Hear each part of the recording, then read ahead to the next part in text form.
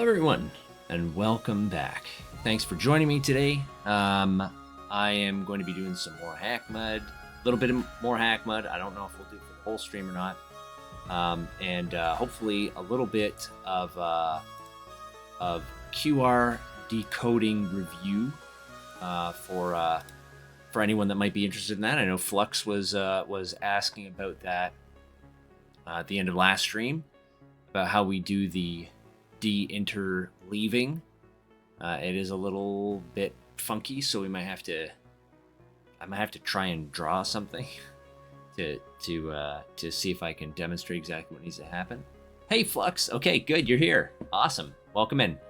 All right, so we can probably just, well, I'll just talk a little bit about what I did off stream just to catch up, and then we'll go take a look at some of the QR stuff. So oh, hey, Jorstar, you're here too. Awesome.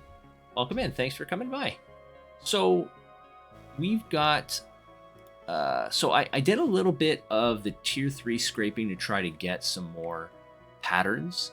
And I saw something that kind of looked like a pattern, but it was a little funky looking.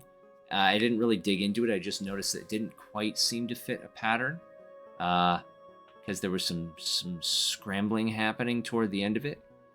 But otherwise, there hasn't been a huge breakthrough here. I haven't found any of the last 3 algorithms that we were looking for. As far as the scraping script goes, I don't think I did anything with this specifically either. I did create a vault and unvault script in my utilities, so I can, well, I'll call the full thing. So it's on my library user. I have a utils tool. And this will save a ton of time. So I have a vault tool now, and what this will do is unload everything and send everything away to my library user.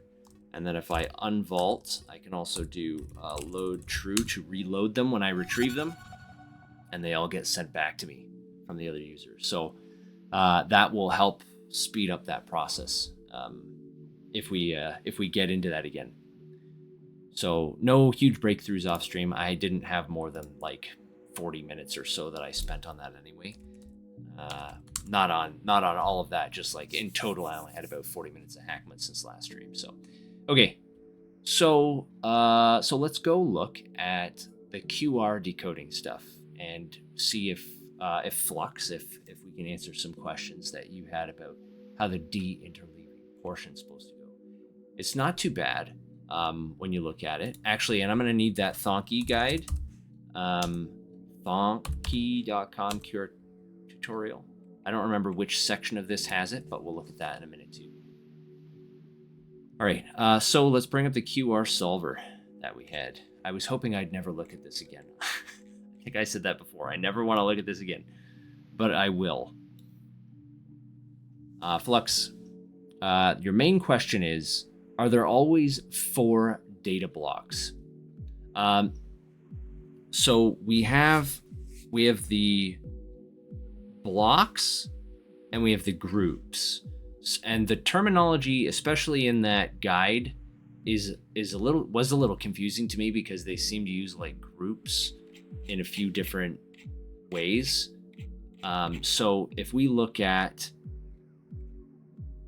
the interleaving, so let's see if we can find the section here in the guide that had the description of how to do the interleaving. Was it the error correction coding, perhaps? I'll have to find it here, so just bear with me for a minute. I don't think it was here. This had to do with the error, I think, making the error code itself. Code using selected mode, code words, and pad bytes, I think might have had something to do with it with the code words. Add pad bytes. I don't think this was it either.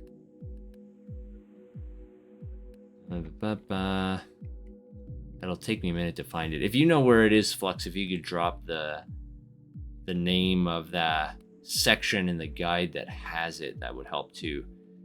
But I don't remember exactly. It's been probably a couple months since I looked at this stuff, so I don't remember exactly where it was.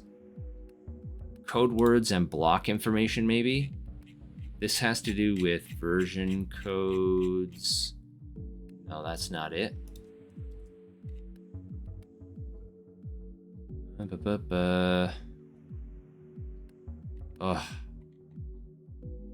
Module placement structure, a final message, perhaps.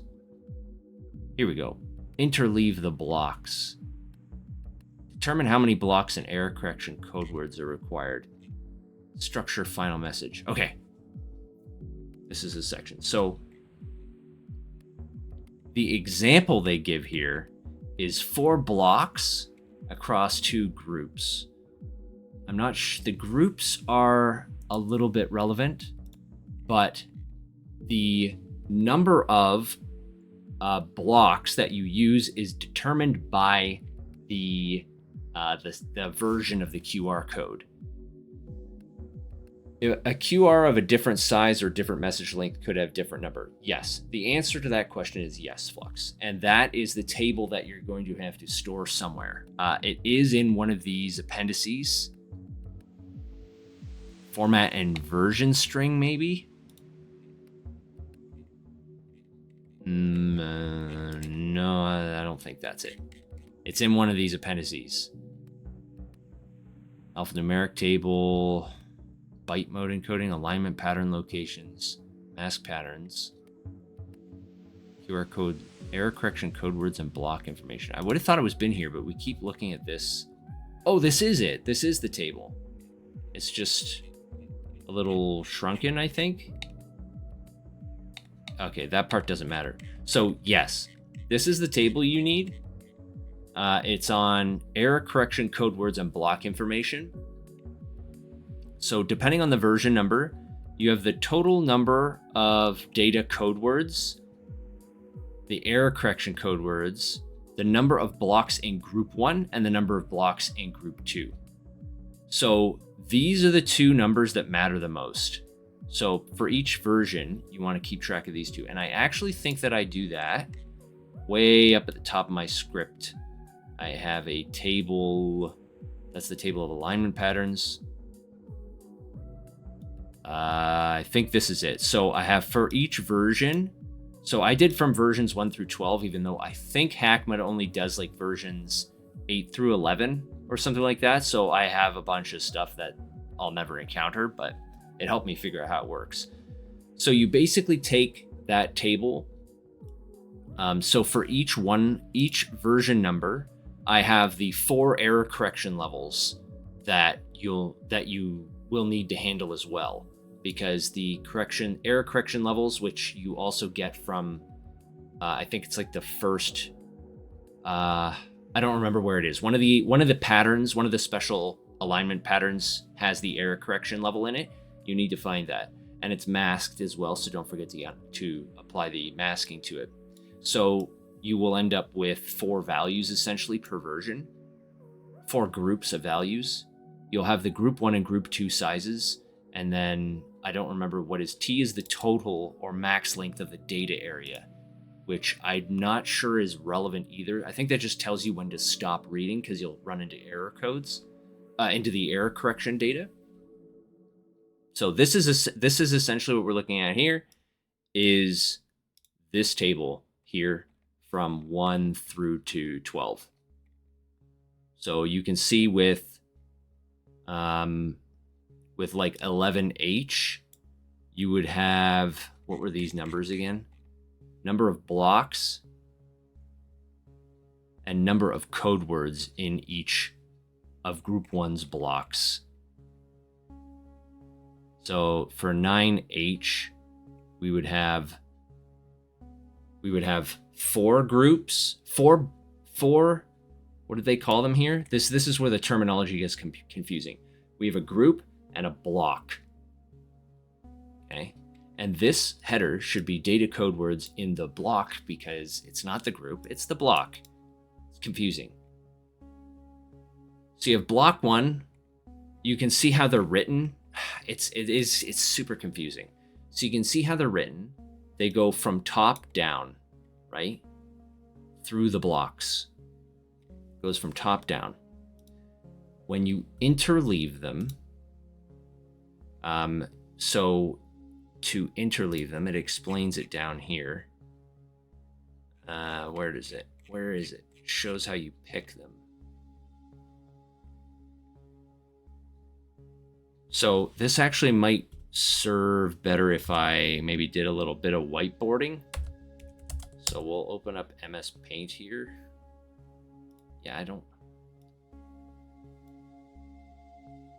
we can get this a bit bigger, and then I will share this for a second here.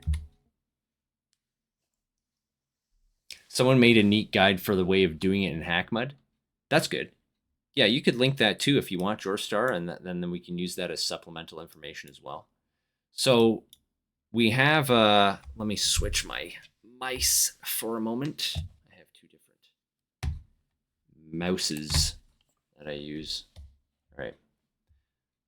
So what you end up having, and forgive my freehand drawing is awful, is you end up having a number of groups. So if we take the 2 and 2 example, we have 2 groups and each group has 2 blocks in it. Okay. And it's written like 1, 2, 3, 4, 5, 6, right? 7, etc. Okay. They actually use the dictionary of the square positions of the square. You mean the alignment patterns? Yeah. I have the same thing. I have all that stuff saved too. So we have group 1, group 1. Oh God, I don't do a whole lot of mouse whiteboarding here. Group 2, and then we'll have block 1, 2, 3, 4. When you interleave, so this is when you're creating the QR code, you interleave them by taking 1 from here, and then 1 from here, and then 1 from here, and then 1 from here. So if this was 7, maybe I should do this all the way out to demonstrate. 9, 10, 11, 12. What you end up having below is, actually, just cut some of this away here. What you end up having, the code blocks end up being written as 1, 4. What happened? Why did this get all gross again? Give me my brush back. 1, 4, 7, 10, right? And then 2, 5, 8, 11. So you see how this works, right? Get on Thor's level? Yeah, with my whiteboarding stuff. I just need like 10 more years of mouse whiteboarding experience and I will be there. So when you're interleaving, you pick 1 from each block and you keep doing that and stacking them up. So remember, the QR code goes up and then down and then up, right? So you end up with blocks 1 and then 4 and then 7 and then 10 and then 2 and then 5 and then 8 as you go up and then back down. So when you are reading them, what I did, and this is probably not the only way to do it, but what I ended up doing was, once you know those numbers, I think I was going, there's always one more block, perform de-interleaving. You can see how little code the de-interleaving itself actually takes up in my QR code. Like, I have 412 lines of code here, and like 5 of them have to do with the de-interleaving. So as long as we know the number of data blocks and say we assign the blocks a letter, it goes A1, B1, C1, D1, A2, B2, etc. Yes, that is correct. Does anything else change the order of the blocks? No, not from my memory. I don't think so. So because you do all the data blocks first, and once you've run out of data blocks, then you start the error blocks. So what can happen, though, with some versions, if we look at that table again, so this is number of groups, number of blocks in the group, right? So this is number of the blocks in the group. So we had group 1 and group 2, and they each had 2 blocks. You can get into some really funky version codes here. So a 9Q has 4 and 4 instead of 2 and 2. But 10M has 4 and 1, right? And this matters because the when they're uneven, right, what you end up with is you have 1, 2, 3, 4, 5, 6, 7, 8, 9, 10, 11, 12 going down. And you will start picking them, but your last group will actually have an uneven number of entries. So you see the first group each has 15 and 15, but then the next two have 16 and 16. So as you get toward the bottom of your blocks, you'll end up where you'll go to pick a block to interleave, and that group will be empty.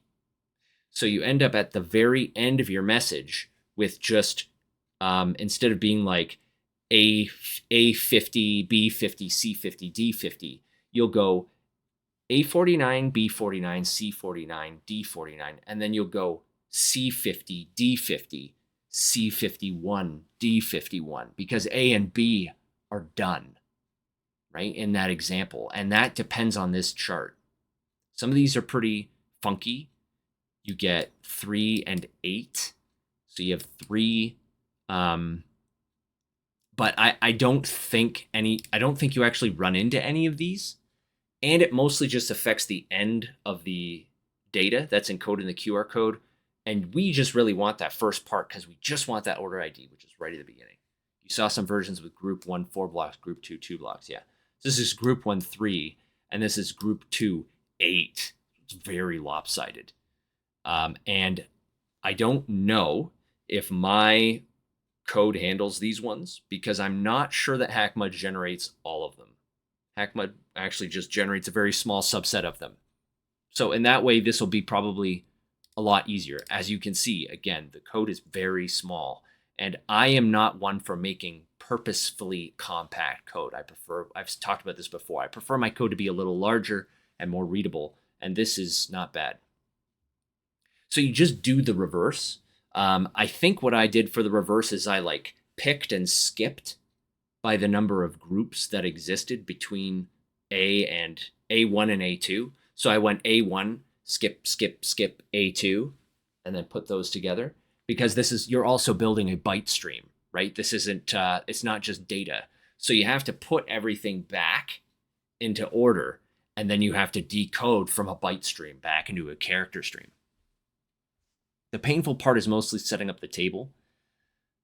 I mean, once you understand what deinterleaving means, that's really, yeah, it's the most painful part, because the code is right here, and the table itself is significantly larger, right? Now it's also significantly larger because, again, I'm supporting versions and error correction levels that hackmud does not generate, but I didn't know that at the time. I got up to supporting version 12 when someone told me I could stop. They're like, you can stop, it doesn't go above 11 or whatever. And I was like, all right. I almost went, like, because what version does it go up to? 40 or something insane? Can you imagine if I put in all that work to do 40? Thank God I did not. So do you have any other questions, Flux? Does that help explain, or does anyone else here that might be lurking have any other questions about the deinterleaving or any other part of the QR code that we could look at? This isn't totally fresh for me, so I might not have the answer, but hopefully that helps. It is, did I look at the one you linked? I did not go and look at it. We can go look at it. I think we can switch back to this view here.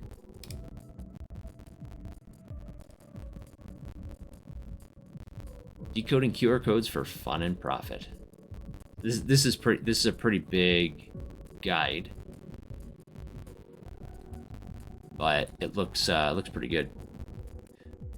So the actual array functions don't scare you too much, Flux. It's just that it's so hard to find this info about the number and order of data blocks. Yes, it was hard to figure that out.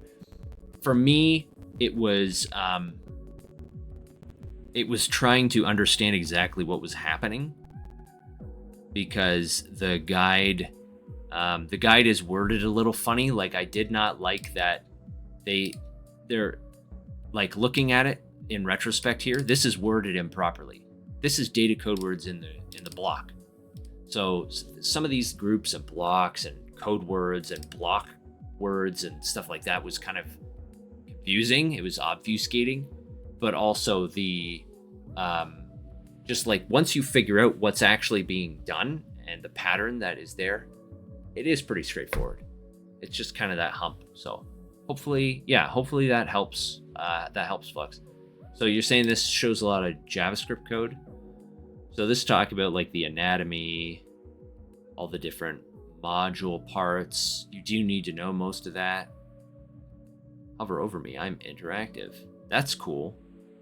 Text manipulation. Let's assume you have the QR code in this format. Yep. Your phone probably can't read it. Yep. I did that. Yep. Turning it from double blocks into half blocks. And then I'm assuming they converted into binary. Talk about the metadata and stuff. Yeah. This is very good. Where did you find this? For no particular reason. Where did you find this, Jorstar? Was this linked on the Discord? In the blog, they show the different patterns. For no particular reason. Oh, I missed that. That's funny. Yeah. Let's assume your QR code is in this very specific format. The person that made it linked in the Discord? Nice. Yeah. Was this recent that they created this? Or did I miss it when I was doing my stuff like a couple months ago or whenever that was? It seems pretty... Yeah, and then they've got like code here. Yeah, like a week or two ago. Okay, yeah. So this was far after the point that I had finished, but that's very helpful. Yeah.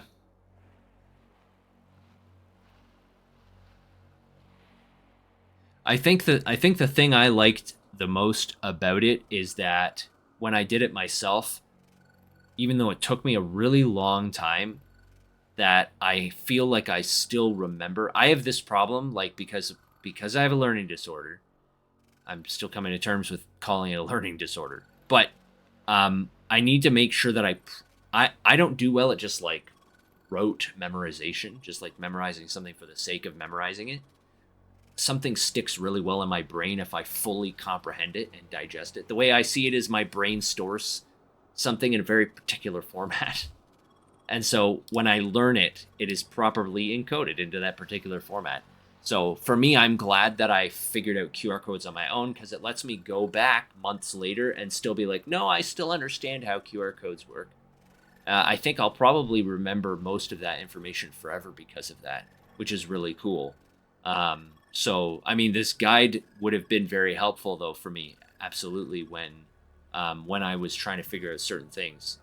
Like, do they have the de-interleaving here?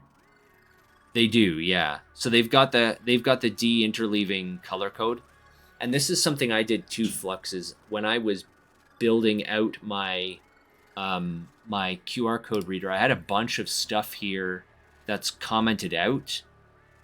Yeah, and a bunch of stuff here that was commented out that actually would color different sections as I was detecting them, so that I could make sure, like visually on the screen in hackmud, that my QR code was actually detecting the regions correctly and treating them correctly.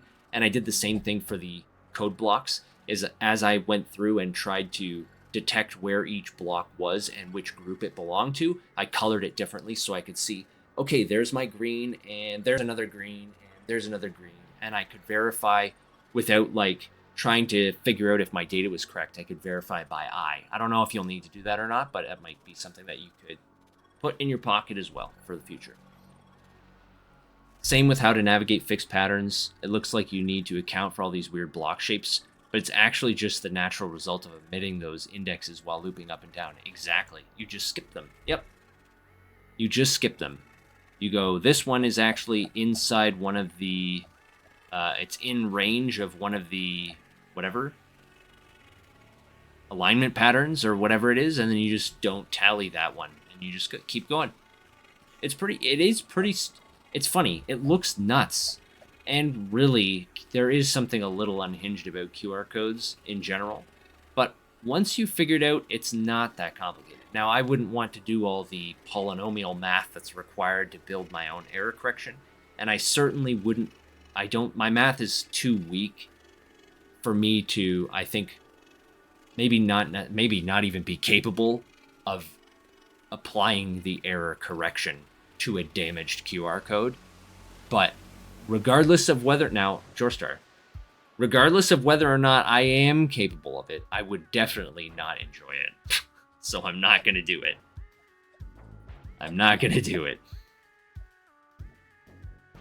Yeah. So that's it. That's all there is to it. Not too bad. All right. So that's it. I don't know if you have any other questions about it. I mean, the guide there that Jorstar posted does seem pretty good. So between those two things, I don't know if this guide.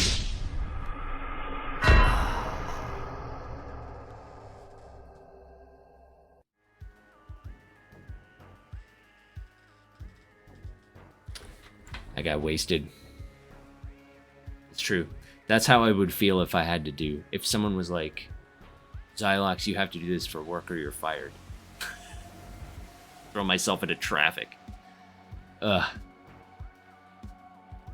Yeah, I think see, this guide links back to this table, because this is the table you need. So it still does it there too. All right. So that's it. That's deinterleaving. Not too bad. A lot of people have done this too already, right? Not just in hackmud, but just in general. I'm actually surprised that QR codes, I guess they're everywhere now, so it's not surprising, really, if I think about it. All right, so maybe we'll do a little bit more of the ShaEncryption stuff, I suppose. All the QR code reader apps do it. That's true. I wonder how many of those apps use like a shared library where one person just did all the hard work. But yeah, certainly someone has done it. But I wonder how many people do it for fun. I was on. It's funny because I was watching TJ on Twitch. This was probably a couple weeks ago, and TJ was trying to write his own decoder in, don't remember what language it was, Rust maybe. And it was funny because he was using the exact same Thonky page.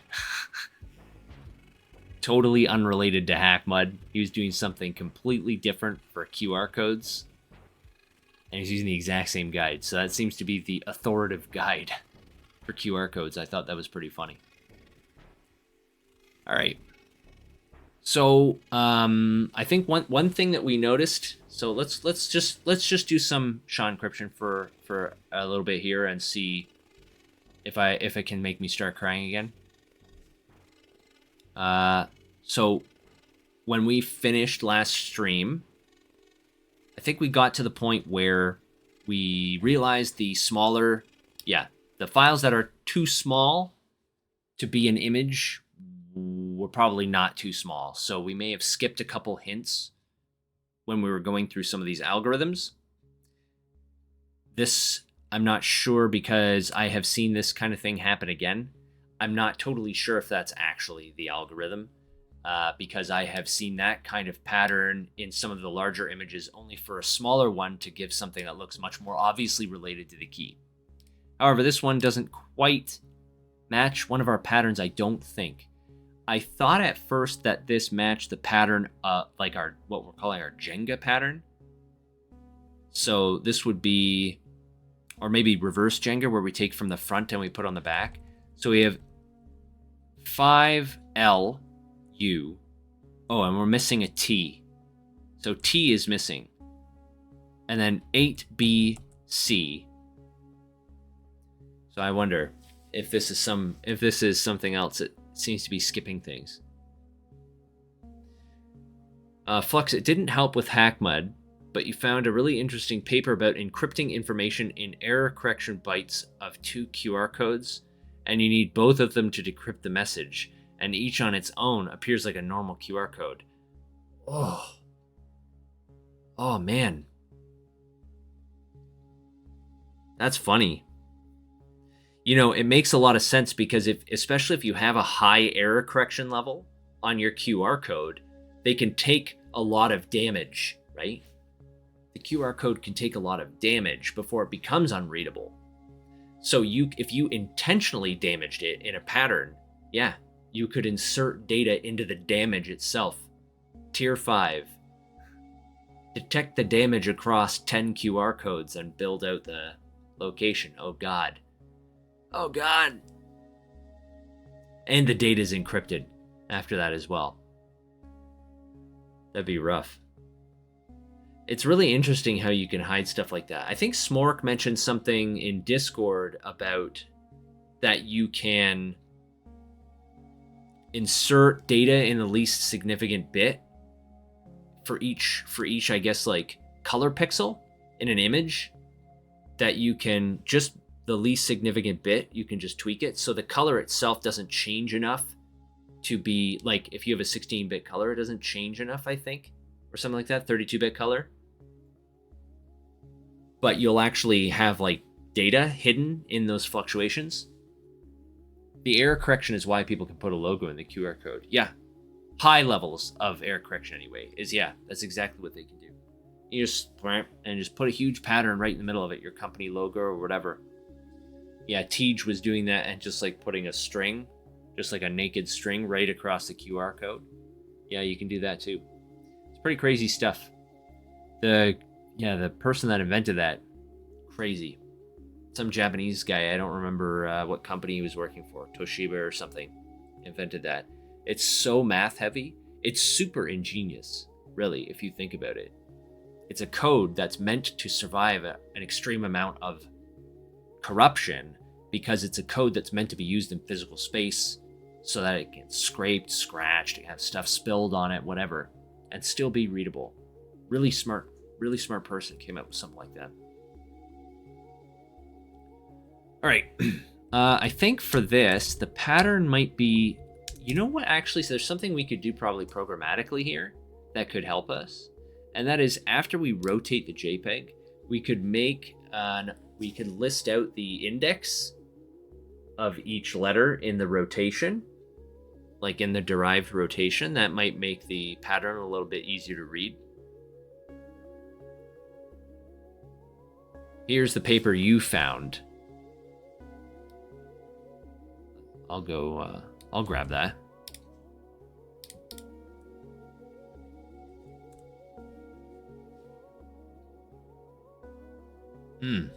This is a paper. This is real paper. University of Wollongong. And then Auckland and Newcastle. Exploiting error correction mechanism in QR codes for secret sharing. This is like some spy shit. Novel approach to secret sharing using QR codes. Proposed QR code secret sharing approach exploits the error correction mechanism inherent in the QR code structure to distribute and encode information about a secret message in a number of shares. Each share in the scheme is constructed from a cover QR code, and each share itself is a valid QR code which can be scanned and decoded by a QR code reader. The secret message can be recovered by combining the information contained in the QR code shares. Since each share is a valid QR code, the proposed scheme has the advantage of reducing the likelihood of attracting the attention of potential attackers. In addition, the shares can be distributed via public channels without raising suspicion. Moreover, shares do not have to be stored or transmitted electronically, as QR codes can be distributed via printed media. That's so ingenious. I wonder, like, depending on the encryption algorithm, really gets you thinking. Yeah. Because like depending on the encryption algorithm that they're using, right? One QR code in the series could realistically not contain enough data to even detect that there is anything wrong with it.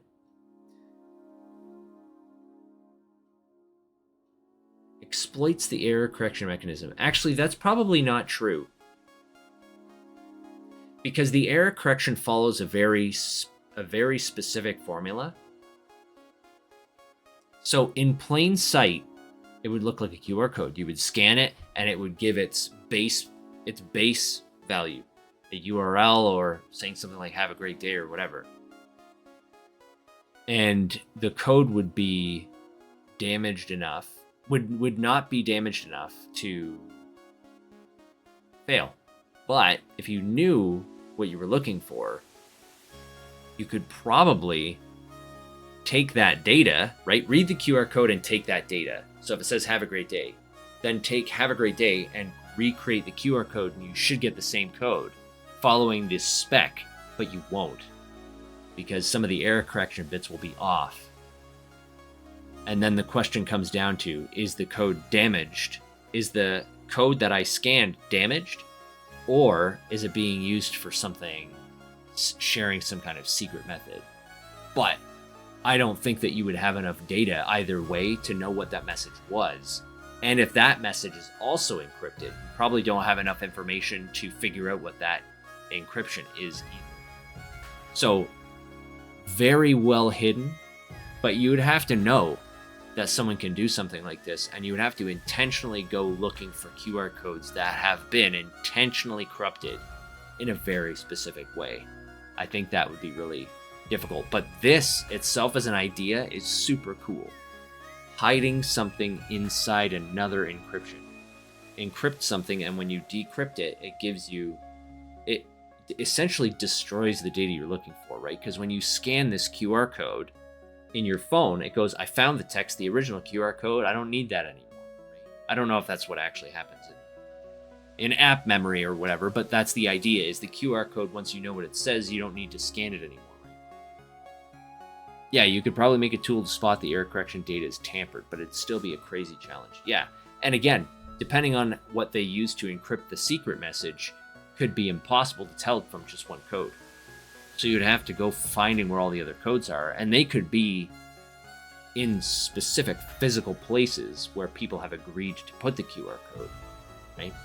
So that could happen too. You could also potentially scratch, like if the secret message was hidden in the same part of the error correction every time, you could destroy, right? Like burn after reading, basically. You could destroy the secret part of the QR code and make it look like just normal accidental damage, but not affect the base QR code because it's expecting an amount of damage. So you could scan it, get the part of the secret message you want, put a tiny little scratch on it, walk away. No one would have any idea that was part of your scheme. That's really nefarious. That's very cool. Very cool. I'm not going to read that whole paper. It's probably a little too dry, but that is a very cool concept. Good find, Flux. All right. So I think what I'm going to do here, I'm going to do for let's see of rotated and go through the characters here. And we're going to do let I don't know, key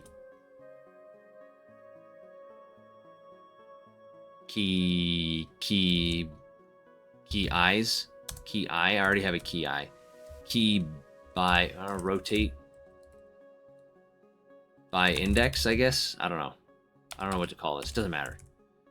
And then what we'll do is we'll do rotate by index plus equals, and then we'll do key dot index of C, and then log rotate by index equals equals and then that. And that might give us like we'll be able to see the index pattern. It might be a little easier to read for some of this stuff. Okay. So we will up Deshaun here.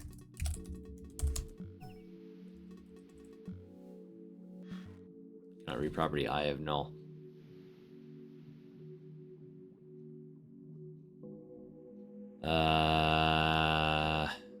Cannot read property I of null. This is something that I added here, I think. If a.I is not equal to null, use image data. If not a.I, then it should be using image datas at 0.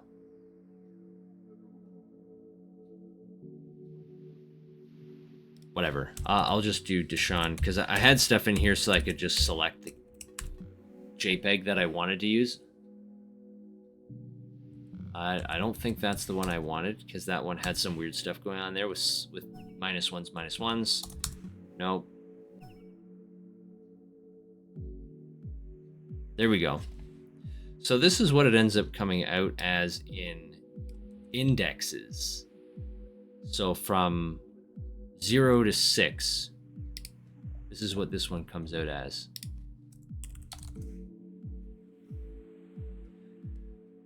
Zero, 1, 2, 4, 5, 6, 2, 3, 5, 6, 0, 2, 3, 4, 6, 0, 1, 3, 4, 5, 0, 1, 2, 4, 5, 6, 1. Wow. What the hell is that? So is this a pattern? And if it is, what the hell pattern is that? 0, 1, 2, 4, 5, 6. So you skip the third. Then 1, 2, 3, 5, 6. You skip the first and the fourth. Then 0, 2, 3, 4, 6. You skip the first and the fifth. So skip 3. Then skip 0 and 4. Then skip 1 and 5. Then skip 2 and 6. Then skip 3. Okay. I think this is a pattern, and this is a funky pattern. So it's skip 3, essentially skip -1 and 3. Then skip 0 and 4. Then skip 2 and 5. Then skip 3 and 6. That's the pattern.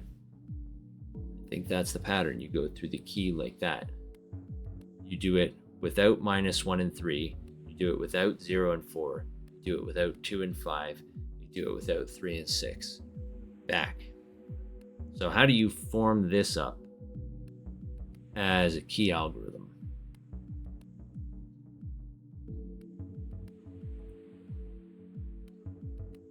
So this is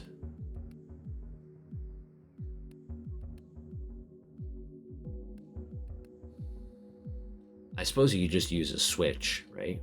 And you could have 4 slices and you just switch based off of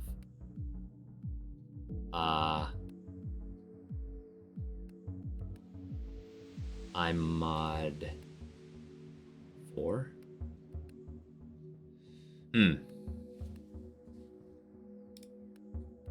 So this would be imod 4. Whoops. If imod 4 equals 0. So if I equals 0 or imod 4 equals 0. 1, 2, 3, 4. No.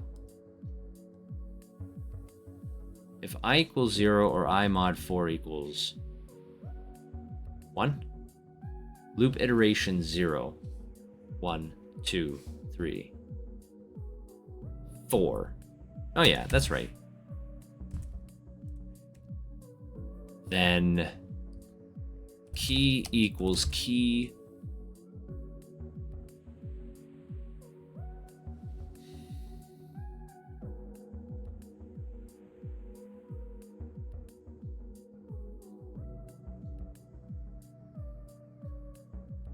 What do you do? Because we're iterating off of the index. How do you know what the key index is? Smork, hey, welcome in, bud. How you doing? Can I not just like use this? Use this string of numbers I just generated? I mean, I could just repeat this pattern for the whole length of the thing that I'm trying to decode, and then just like iterate through that string to get the key index. That is an option. I'm just seeing if there's a computational way to do it also, because that's just what I've been doing with the other ones. Though I'm imagining that's what that other person was doing on their script. They seem to have a lot of just like string indexes, like strings of the indexes they need to use. But I'm wondering what like the formula is.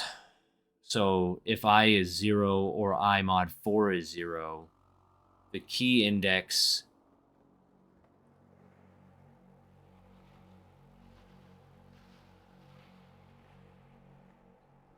just trying to think mathematically. If it's 3, then you plus equals 2. Otherwise, you plus equals 1.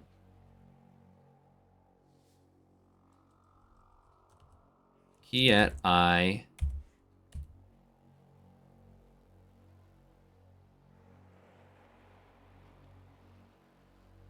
So key at I, you always go up by 1 and you skip 1.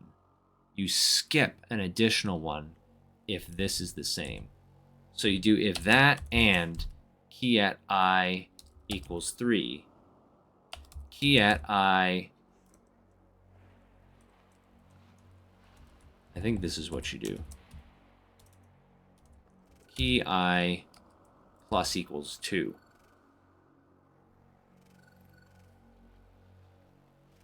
So if you're on the first loop or you're at the fourth loop and your key index is supposed to be 3,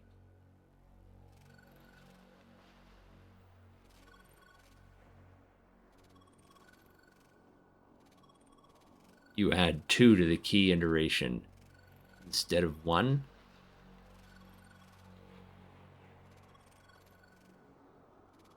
Key at I equals key at I plus 2.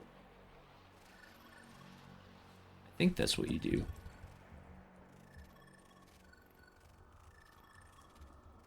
And then you would have the same thing, but for I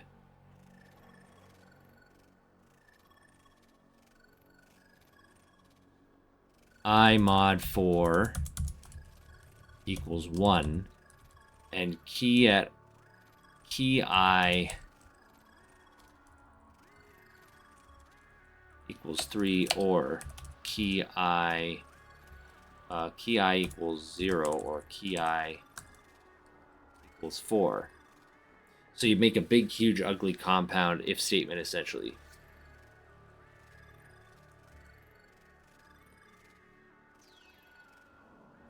For all of these. I think that's what you would end up doing. So this one's far more complicated. It's a question, Smork. Where did I miss? Did I miss index 1 here? Did we not ever skip 1? No, we did skip 1. Where did we go? Did I write it down incorrectly? So we don't skip that. we do 0, 1, 2, we skip 3, 4, 5, 6. Then we do skip 0, 1, 2, 3, skip 4, 5, 6. Then we do 0 and we skip 1. We do 2, 3, 4, skip 5, 6. Then we do 0, 1, skip 2, 3, 4, 5, skip 6. And then we do 0, 1, 2, skip 3. So we have 0, 1, 2, 3, 4, 5, 6. Yeah.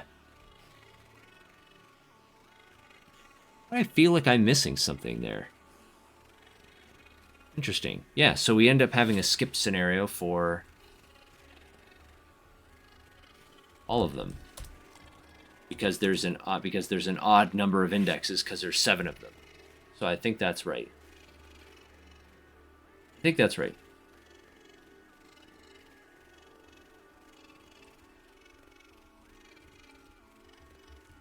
And it's very long.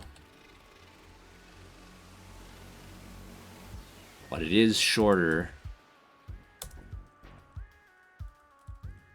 than having, well, I guess it's not shorter. We wouldn't have the string, we would generate the string.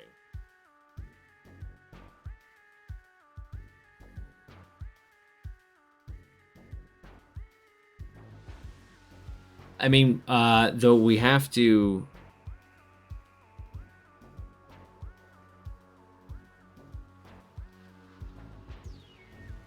What would I do instead? I would rotate through this instead of the key.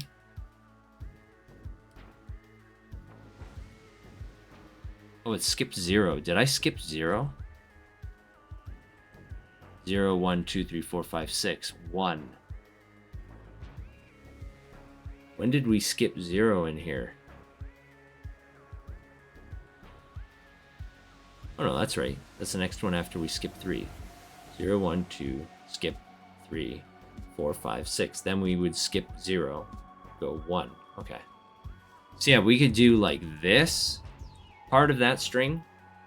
That would be one pull through the whole key rotation, I guess. So we do 0, 1, yeah. And we would, instead of looping through the key, we would loop through this and use the number at the index in this string to take from the key at that index. Might be better.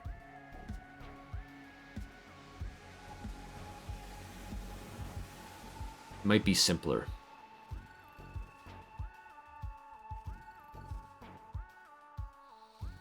Hmm.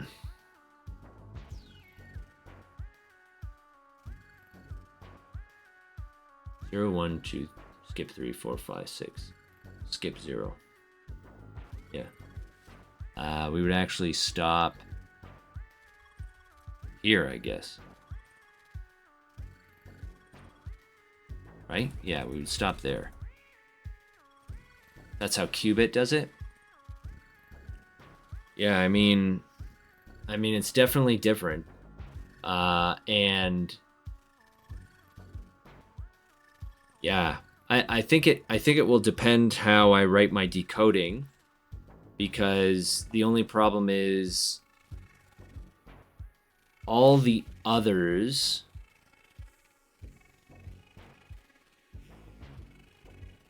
actually, these aren't.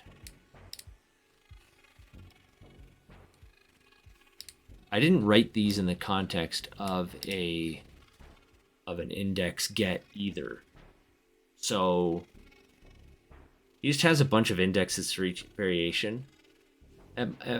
Yeah. That might be the way to go, honestly. And you loop through the string of the indexes instead. It's probably a lot simpler, as opposed to having a bunch of math.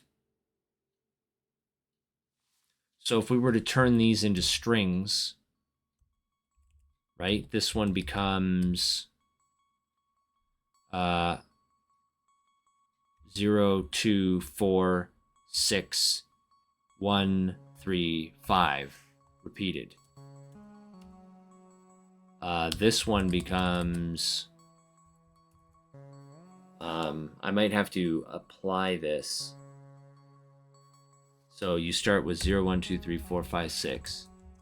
And then you pop and unshift. So then it becomes 6, 0, 1, 2, 3, 4, 5. Then it becomes 5, 6, 0, 1, 2, 3, 4. It becomes 4, 5, 6, 0, 1, 2, 3.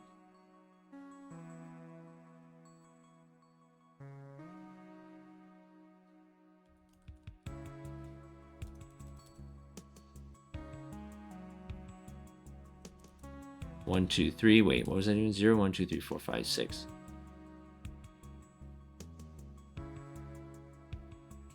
Then 4, 5, 6, 0, 1, 2, 3. Then 3, 4, 5, 6, 0, 1, 2. 2, 3, 4, 5, 6, 0, 1. 1, 2, 3, 4, 5, 6, 0. And then 0, 1, 2, 3, 4, 5, 6. So that's a lot longer. This one would be backwards. 3, 4, 5, 6. Then 1, 2, 3, 4, 5, 6, 0. 2, 3, 4, 5, 6, 0, 1. 3, 4, 5, 6, 0, 1, 2.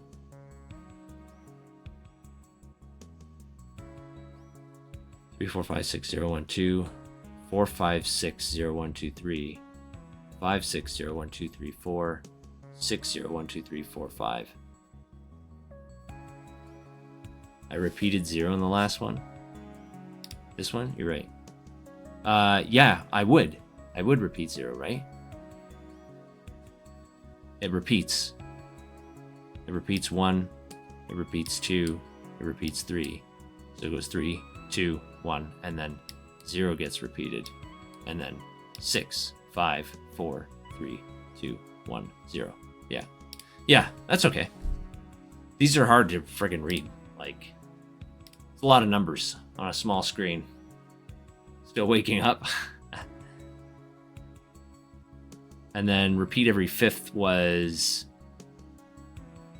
you pause the key iteration when the index is divisible by 4. So this one is the 0, 1, 2, 3, 4, and then 4, 5. Oh, this one's a lot harder to write out by hand, actually.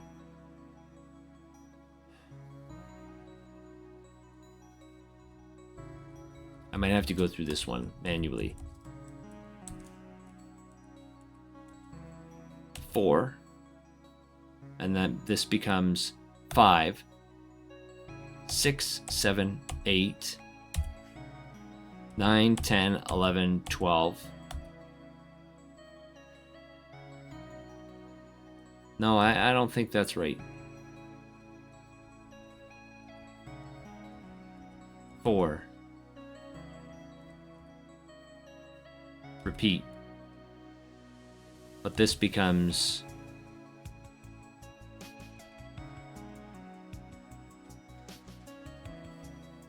I almost like the key formula. I almost like the key formula better because it's way simpler to read. Just pause advancing the index on the key if your total loop iteration is divisible by 4. I don't know if I want to turn that one into a string, to be honest.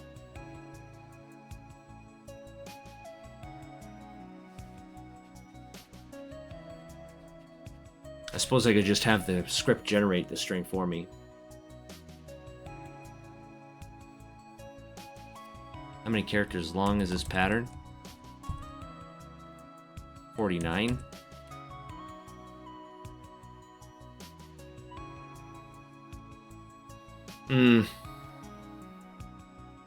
It's so much easier to read though. As a formula. You just paste it in chat. Please don't do that. I'm trying to figure out which one I like more at this point, because they're both essentially the same. It will slightly change how I do my decrypting, but I'm just like, which one do I like looking at more? It's pretty much what it comes down to, and I haven't decided yet. Because I could just, yeah, like either you could paste it, or I could just very quickly have my script generate this in a loop using that formula.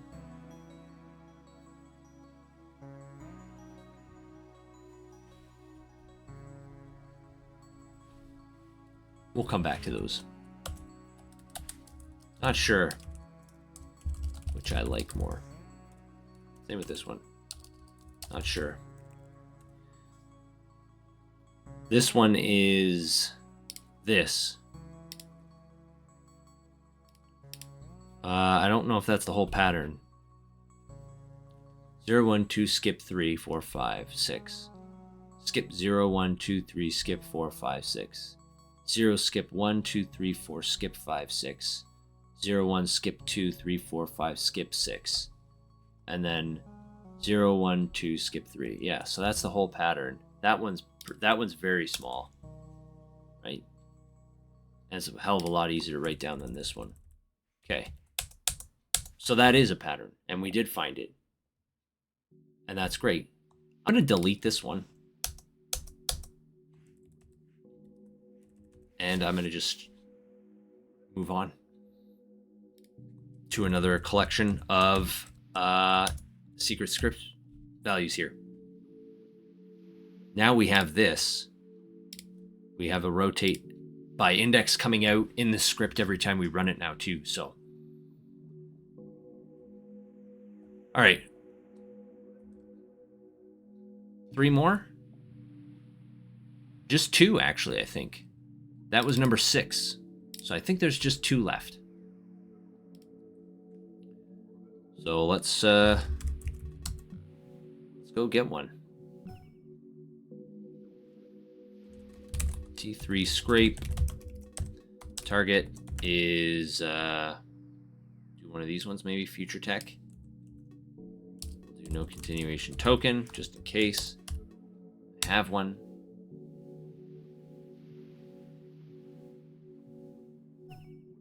Okay.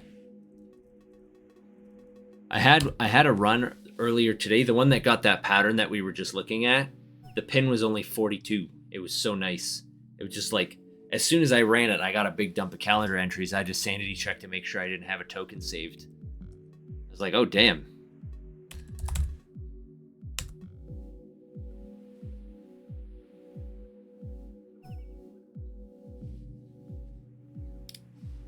Yeah, George Star, you're obviously going to see, probably Smork too, you're going to see which patterns I'm missing, because you guys are looking at the patterns.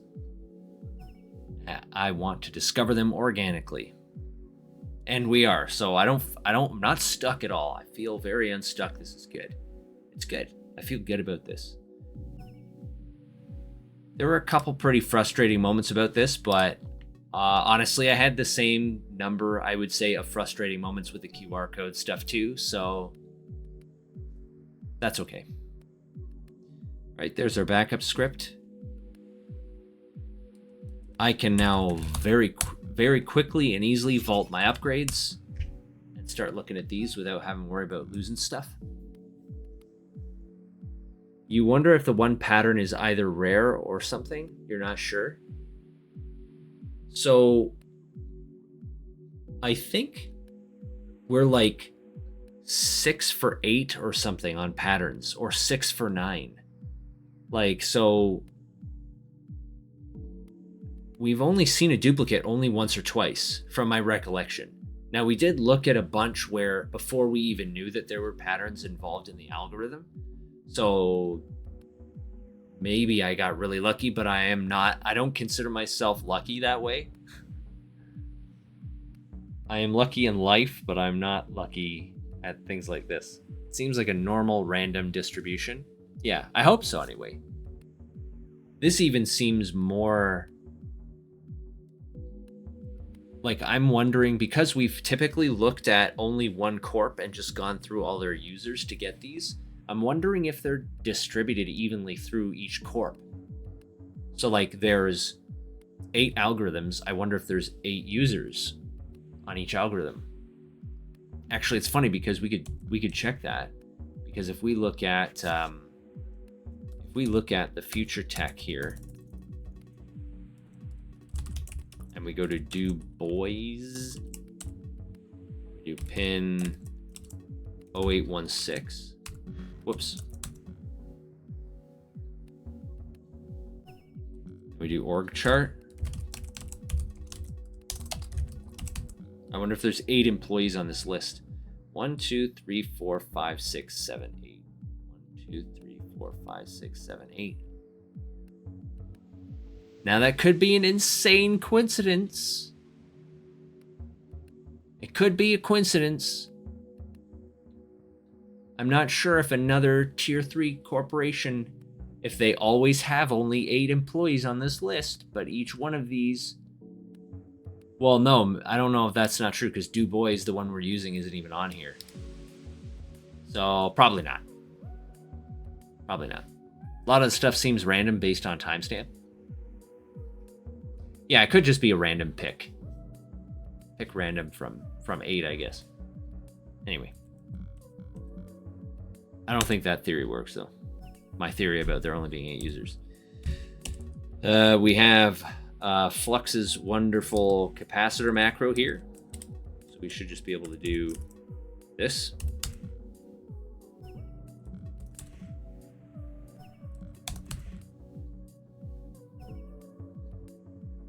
Oh, I should clear this because I'm going to have to start flushing these things.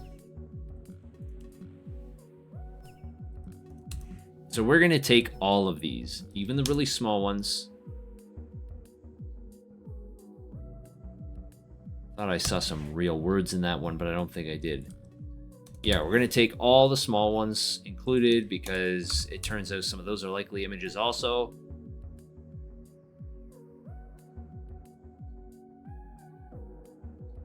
I have not seen something like this before.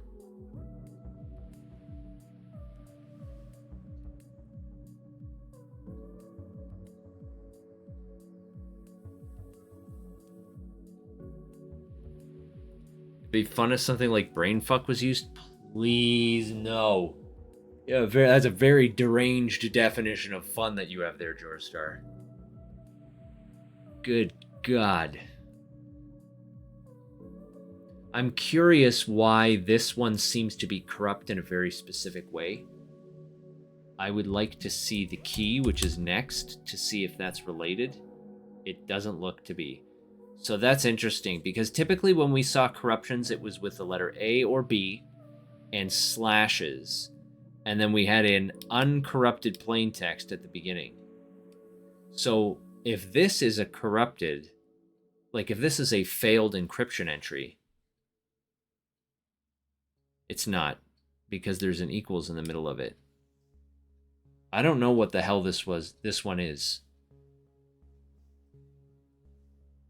It has to be damaged. It has to be damaged. G, look at all these G's. Ah, G's. Must be one of the patterns I don't have. It could be, but all the other ones look normal. I mean, we'll look. We'll look. Regardless, we have the key. So I think what I'm going to do here is I'm just going to take the ones that we have, and we're going to see if any of these ones appear to be a pattern. So I'm going to go into Notepad++ here. I'm going to take these image datas out.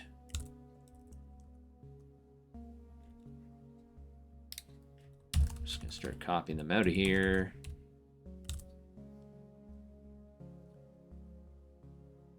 So some of the patterns are pretty weird. So there's only 2 left. So yeah, I mean, I guess like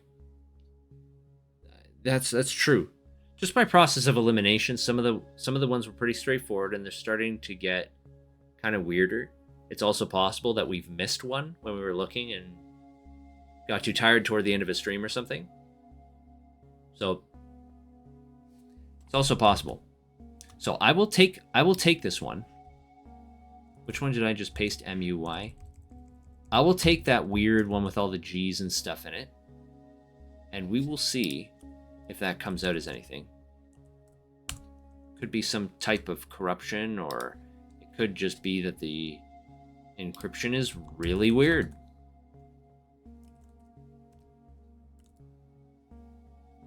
One of the patterns is just dumb. Seeing that is a pattern, you wonder why there aren't more patterns. Like, did it look like someone just gave up? On one of the patterns, they were like, ugh, whatever, this. Never use the third letter. I don't care anymore. I'm done for the day. I'll see. I will. Hopefully see. Okay. We will unvault my stuff. Then we will up Deshaun. And we'll Deshaun, and we'll use the first sample image we have there. That's not it. Too many negative ones. That's mostly negative ones. That one looks like a good candidate. 0, 1, 2, 3, 4, skip 5, 6. 0, 1, 2, 3, skip 4. 1, 6. 0, 1, 2, skip 3, 4, 1, 6. 0, 1, skip 2, 3, 4, 1, 6. And then 0 and skip 1 and 6. So it replaces the number it skips with 1 and 6. And at the end, it does everything except 1 and 6. Is that pattern? That looks like a pattern. 0, 2, 0, skip 1, 2, 3, 4. There's no 5 there. So the pattern I have, the prefix I have isn't long enough to see the whole pattern. It never uses 5. 0, 1, 2, 3, 4, skip 5, 6. 0, 1, 2, 3, skip 4 and 5. And then 1, 6. 0, 1, 2, skip 3, 4, 1, 6.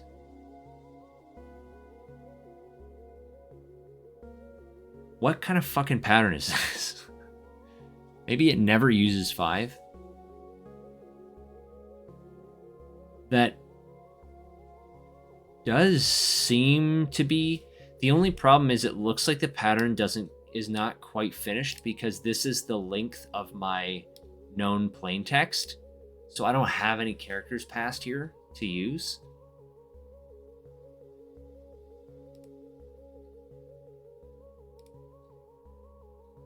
Because the letters after this length on the pattern here were always different from what I could see.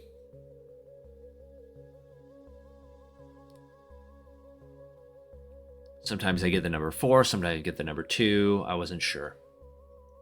But this part always seems static. So, I mean, we have a couple others here we can try. Does 3 look any different? No, that's wrong. Does 4 look any different? That's definitely wrong. That's the one with all the eyes in it. That's all the one with the eyes in it? This is the one with all the eyes in it here. And it decrypts into a bunch of eyes. So it's just eye. It's just eye. Everything's eye. Eye. That has to be intentional. That's weird. I just want the letter I all over and over and over and over and over. Okay, so this one seems the most likely candidate, obviously, because it's the only one that doesn't have negative ones in it. So,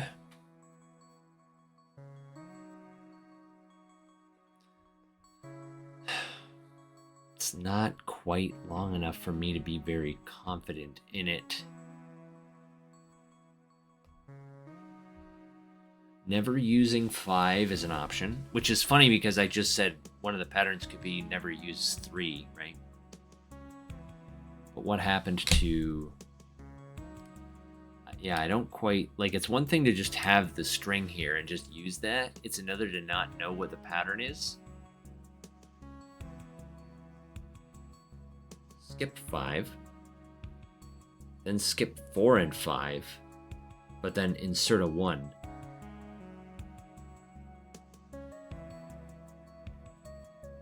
Then skip...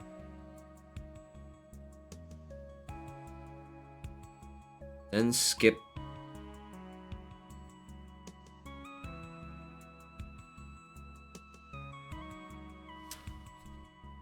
I'm gonna just take these. I'm gonna put them into VS Code. Here's a little easier to read. Not much, but a little bit.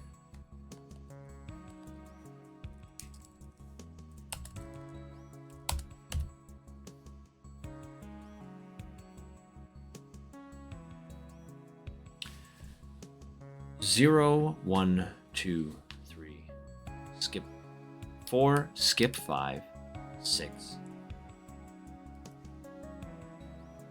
0, 1, 2, 3.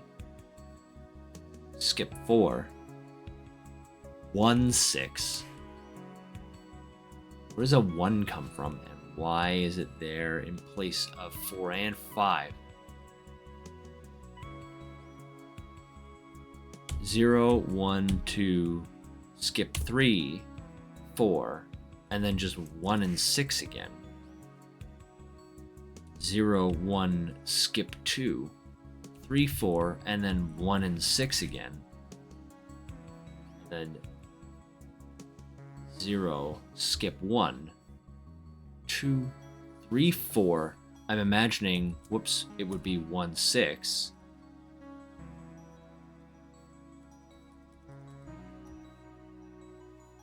So it never uses 5. And then what would the last pattern be here, though? It's not long enough. It's not long enough. Damn it.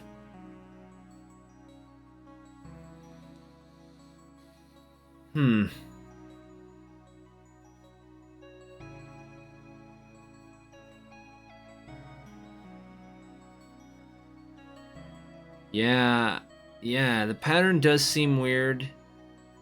And I also agree, Jorstar, I don't have enough data.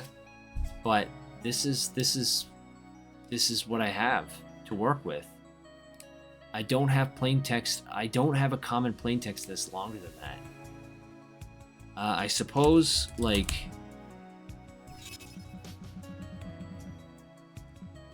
we could keep going through these and see if any of these, like, that's a plain text, right?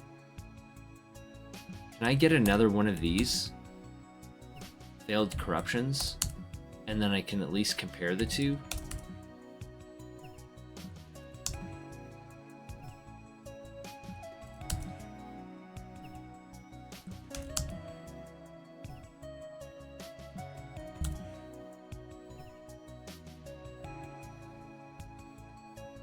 I mean, I could just take like a huge chunk of this out and just see when it starts giving me -1s, I guess. I might as well, right? What do I have to lose? So let JPG equal, and then we'll do that instead.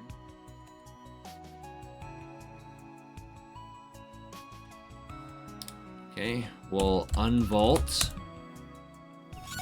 up Deshaun, and we'll run Deshaun, whatever the index was, 5? No. 4, 3, 2, 2. So that's where the pattern stops, and we get a -1. So it is a little bit longer. 0, 1, 2, 3, 4, skip 5, 6. 0, 1, 2, 3, skip 4, 1, 6. 0, 1, 2, skip 3, 4, 1, 6.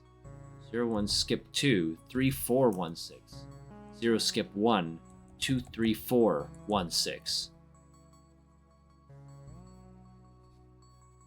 1, 3, 4, 1, 0, 1, 2, 3, 4, 6, 0, 1, 2, 3, 1, 6, 0, 1, 2, 4, 1, 6, 0.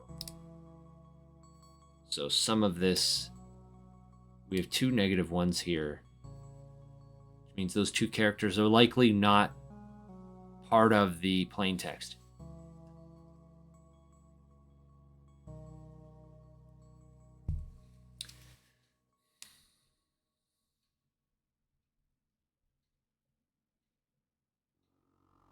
And then the rest of this doesn't look like a key. It just looks like that's just data now, which is fine because we would expect most of that to be data. But these 2 don't appear to match the plain text. All right.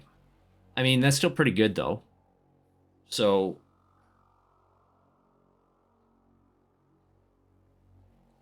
maybe that's it. You think it would rotate back?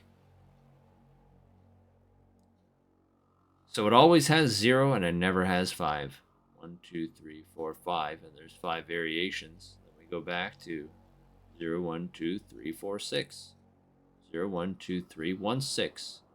0, 1, 2, 4, 1, 6. 0, 1, 3, 4, 1, 6. 0, 2, 3, 4, 1, 6. Really weird looking pattern. It always has 1 and 6 at the end, except for the first iteration. It never uses 5. Looks weird. And then maybe it goes like 5, 5, 5, 5, 5, 5. Just all 5s. That'd be pretty funny, but I don't know if that's true. So, I mean, we can take this one and just mark it as uncertain. Uncertain.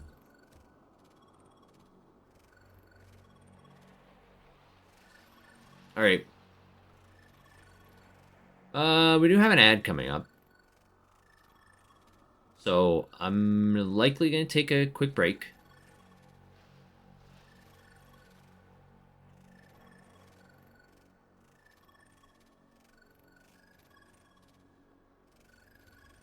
And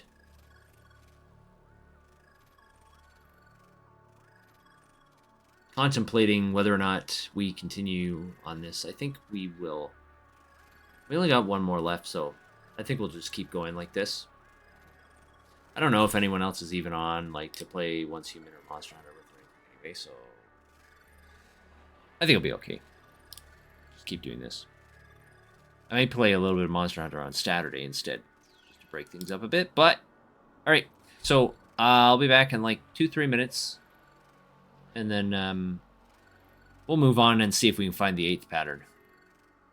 Because once we at least have candidates for all 8, then we can start testing them to see if all of them work. And this one might not work, and that'll be our hint. Okay, so I will be right back.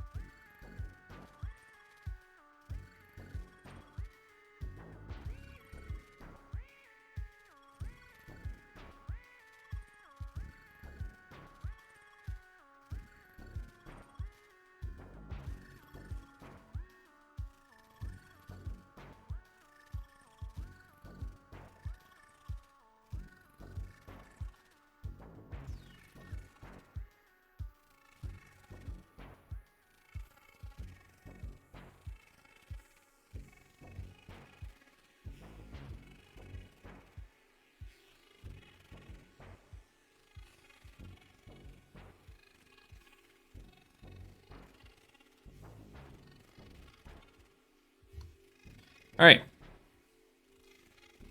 I'm back. Thank you very much for waiting. Okay, so I think we will go look for that 8th algorithm, I guess.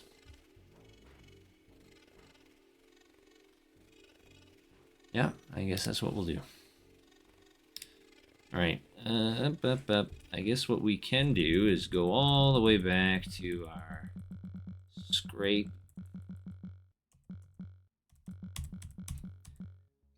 There it is. This should give us the index of the user that it used.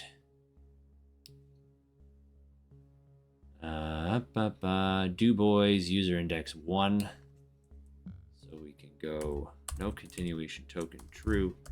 And we can do I at 2.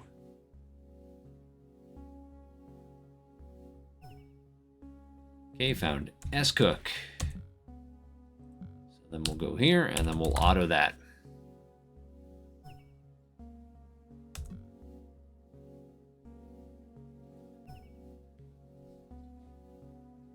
So hopefully hunting down the 8th algorithm doesn't take a really long time. Now that I have a vault and an unvault,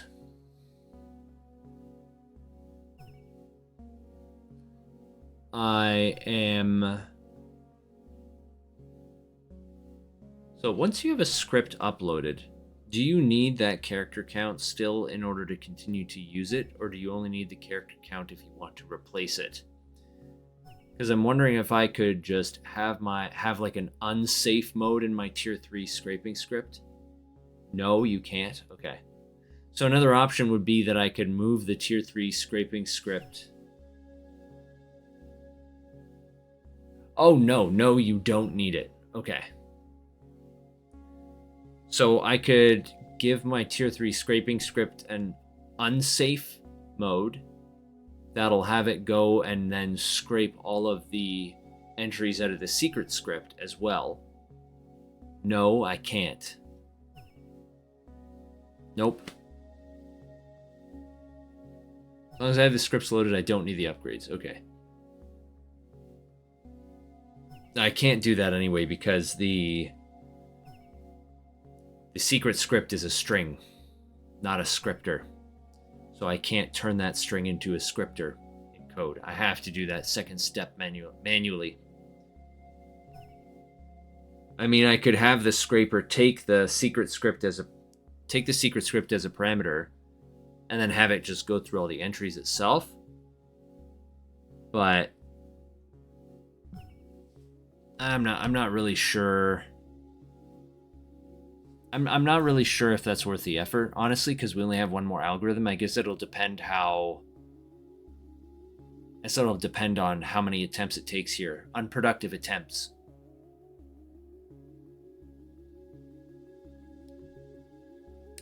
All right. So let's vault.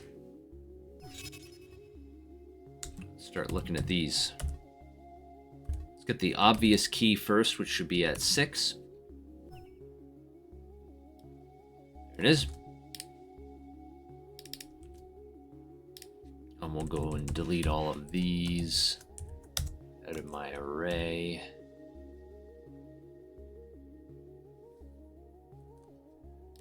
And we'll clear this.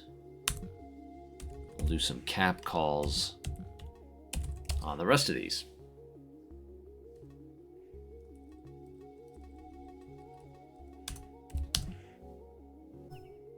Zero, 1. That's a very short one. Geez. 2, 3, 4.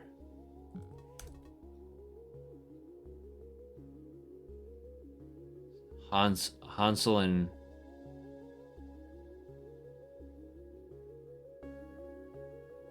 I don't know what that one is. That story. 5, 6. I'd be interested in seeing one that's not that failed the encryption again. Sadly, Killing Floor 2 is not Linux compatible by default. I've still got Killing Floor 2 installed. I haven't played it since I think the last time we all played together. But still there. You install Wind Steam to play Killing Floor? Oh. And that's 3 trap scripts in a row. That's rough. Yeah, so if we can find another entry here that failed the encryption step. That's the first time we've seen 2 stories as well. That looks weird because it's got all the P's in it. But we would be able to tell if whether or not this prefix, this slightly longer plain text prefix that we found is good or not, or if there's more alterations on them. Killing Floor 1 is Linux compatible. I mean, I didn't play Killing Floor 1. I think it came with the version that I bought, but I don't know if it's any good. Okay, so we'll flush those and we'll just go and take all of them and put them in our script. All the ones that we found here. Start from the top. That one. This very short one. That's so short it fits on one screen in VS Code.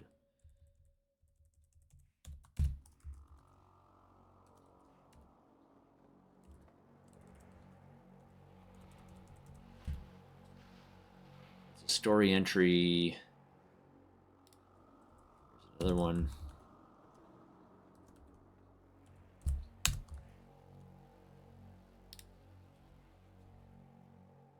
Segfault, segfault, segfault.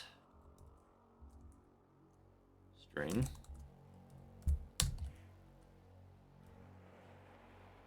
Another story. I think this is the one with all the P's in it, maybe?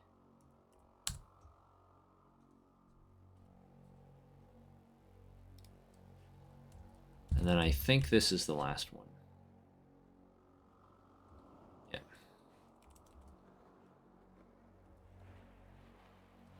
Okay, so we have 1, 2, 3, 4, 5, 6, 7 image samples.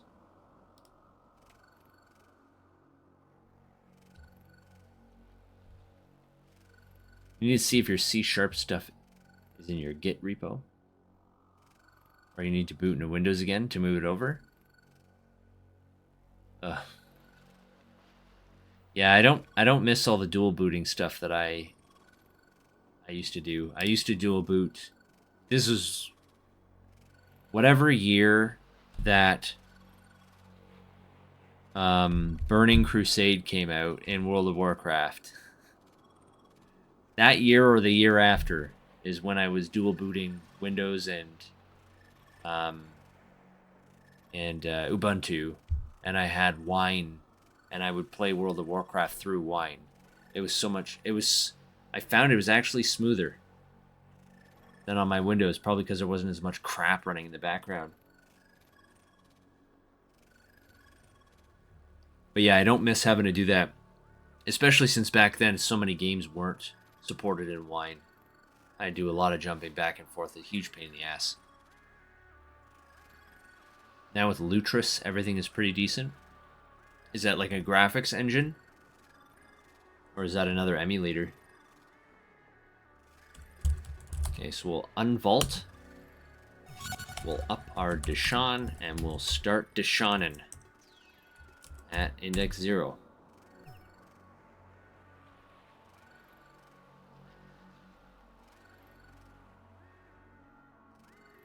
Two, 2, 3, 4, 4, 5, 6, 6, 0, 1, 1, 2, 3, 3, 4, 5, 5, 6, 0, 0, 1, 2, 2, 3, 4, 4. So that is, so our prefix looks like it's not correct, but that does look like the hackmud 2 repeating, which we've already had before. We'll just check out the other ones to make sure that there isn't anything else in here, since we went through the trouble of copying them all over.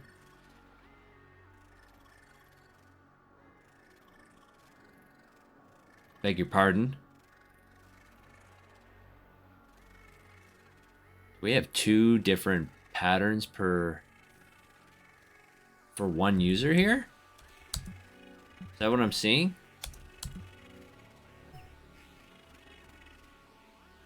3 different patterns for one user?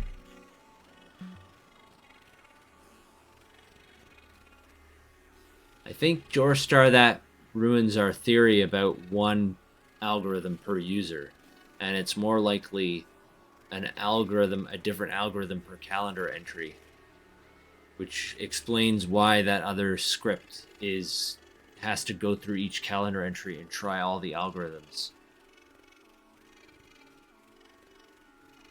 Okay, so are any of these algorithms ones that we've missed? So 0, 1, 2, 2, 3, 4, 4. So the first one we have. The next one here is 0, 1, 2, 4, 5, 6, 2, 3. So this is the one where it skips 3 and then skips 0 and 4, 1 and 5, 2 and 6, and then skips 3, and then 0 and 4. So we have that also. There's one that's all zeros.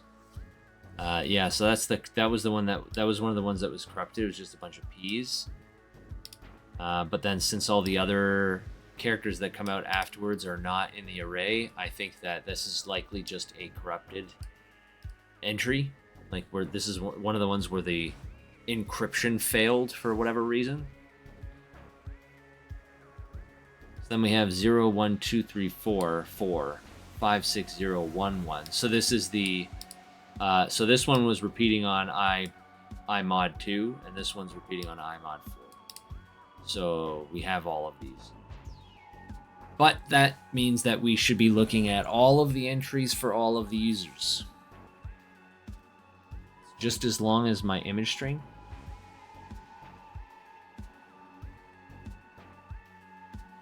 Sorry, you think this is just as long as my image string? It is not. My image string is this long. It goes all the way to the end. I'm on the wrong path by thinking this failed.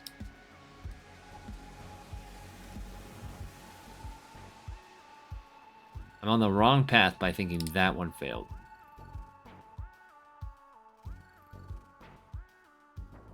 So the key can't... Look at the length between 5 and 6.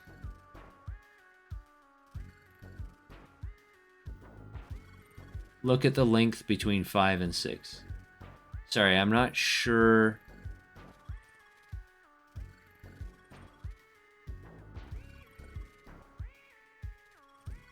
It's just as long as my image string. Yeah, I'm not following you guys. You're talking about this one? My image string is much longer than that, right? It's much longer than all those zeros. I'm using the image string. Look at the length between index 5 and index 6. Yes. Prefix.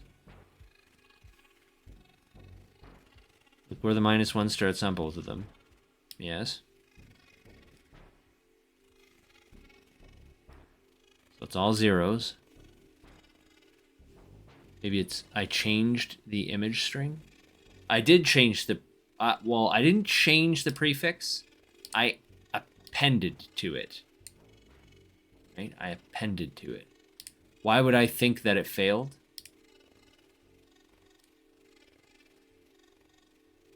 Why would I think that this failed? Because it only comes out as P. Just P. So the key is just the first letter? For the whole thing? Just the first letter? The zeros is just as long as the other pattern. It could just be that the key is just the first letter is just P. Just P, P, P, P, P, P, P, P, P. And I mean, that one is stupid. And Jorstar, you did say one of them looked kind of dumb. So, I minimized that by mistake there. So, I mean, it could just be 0. Just index 0. You did say one of them was dumb, didn't you?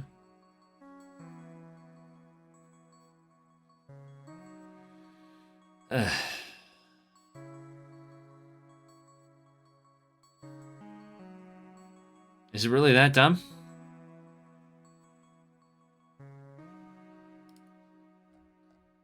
Is it the last one? Just 0? Seriously?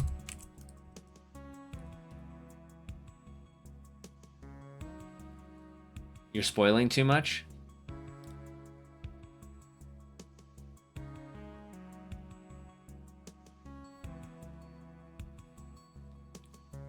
I mean, it's too late. I haven't decided if you're spoiling too much or not, but if you have, it's too late. It's okay.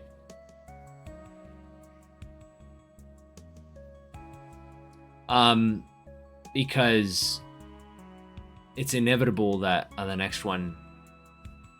Okay, so just in case I'm being trolled, you're just trying to point out how the zeros are just as long as the other ones. It's true. It's true. It's true. I don't think you were spoiling too much, honestly. So I'm gonna do one more user. You just want to see me do a third stream. Oh, it's been more than 3. I think this is stream 4 on the Sean encryption stuff. Remember the stream 2 or something, I spent the whole time just wishing that my suffering would end. I'm gonna do one more user. Now that we know that we can see multiple patterns per user, it's like the further we go down this road, the more it looks like we've missed things. Because as soon as we saw one that met the pattern, we were like, okay, done, on to the next user. And it's possible that we could have actually sped this process up if we'd done this more. So I'm gonna go and I'm gonna grab one more user. I think scook was index 4. So we'll do I of 5.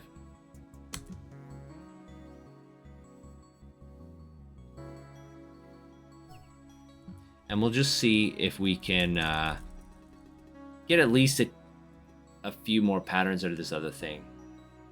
Or algorithms or whatever. Out of another user. If we can see another user that has multiple patterns, and we get lucky enough to see another one that's all zeros, then I think you'll pretty much have me on board. We're pretty close, I think, where we've got enough data to start actually attempting to brute force decrypt some of the calendar entries, honestly. Even if we only have 7 out of 8 or 6 out of 8, that's still enough to get, you know, however many 80% or whatever.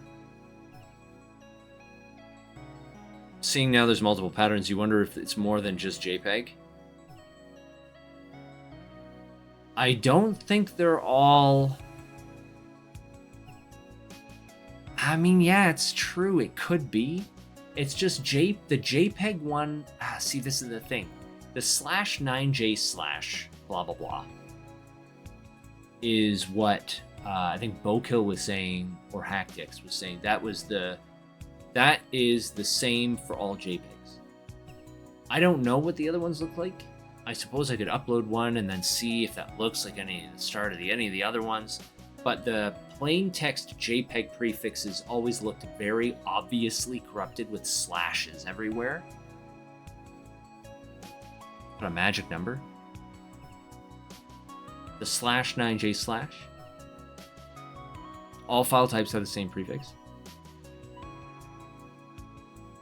All file types, you mean all the image ones? Each file type has its magic number. The whole prefix you're talking about, right? Like the whole thing, or just the 9j part?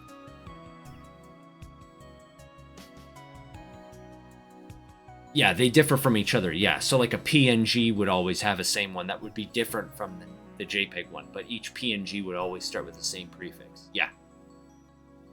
But the question is, I don't know what the PNG ones look like because I haven't seen any other prefixes other than the JPEG ones in those secret files. Because in some of those secret scripts, like as we saw, like the one we took here, we ripped this out of one of the failed corruption. I could upload a PNG to Base64. Yes. The only problem though is that if it's not PNG, if it's BMP or if it's a GIF or whatever, what am I don't want to have like go through every single file type, right? So if I saw another one of those files in the secret script though that had like slashes that looked like it didn't fully encrypt and it didn't start with the JPEG one, then you would probably be correct on that. But that's the thing is I'm saying is like out of all the file secret, all the secret script files that I've seen that looked like they didn't encrypt, the plain text was always the JPEG one. Now, again, right, that like this could be because we're not checking all of them, or like a bunch of ones we checked previously I wasn't paying enough attention to. It could be luck that's factoring into this, not sure. But the only one that we're certain of right now is the JPEG. The other ones, like, I'm not sure what they are because they don't look like they're failed. And they might not even be images. Like, what if they're rich text or Word document or, like, who knows, right? I'm not sure. I guess, like, it probably wouldn't be Word document because that would be...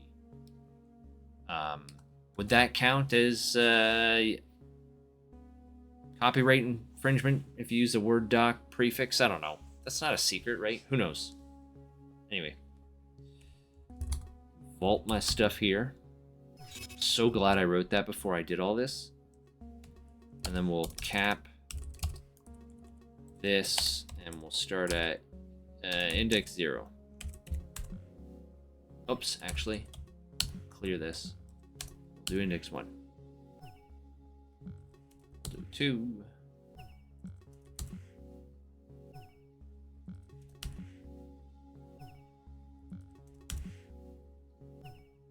Lots of just files here. None of them look corrupted. And none of them have been traps yet.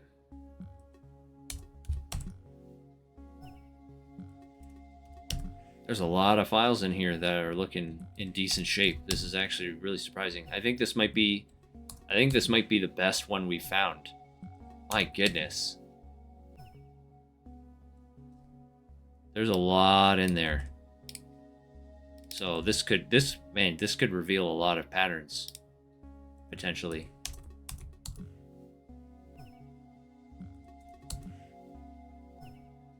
Okay, I think that's gonna be it. That's a big one. There's like 10 or something in there. All right, this is gonna take a little bit of time to copy and paste all these out of the shell text.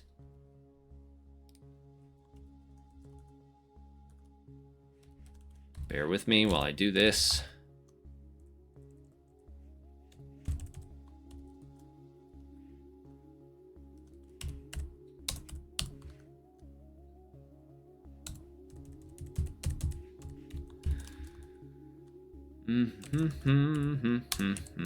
This is when I need to start playing elevator music.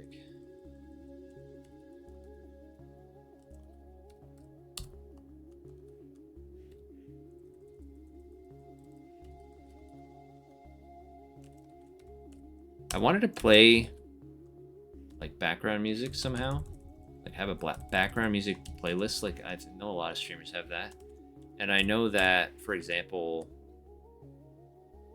like Thor has got the Heartbound OST, which you can buy, and then he gives you a license to use it in your background music. But I just wanted something that was like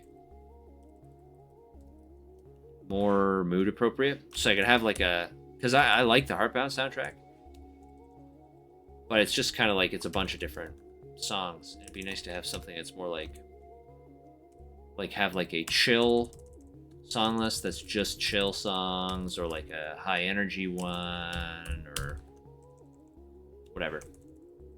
Okay, I think that's, oh man, that's still not it. There's so many. Is that it? Okay. I look into stream beats. Hackmud does have the OST. Yeah, that's true as well. It's actually kind of short though.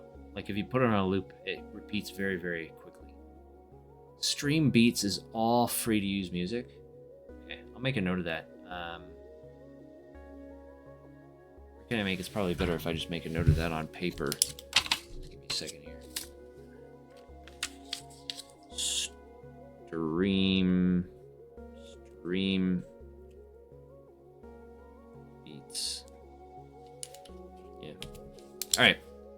Cool. Thanks, Shortstar. Okay, so those are our images. There's a bunch. There's a lot. There's like 10, 11. We'll unvault. It's made by a YouTuber or Twitch streamer. And while licensed, it's free to use.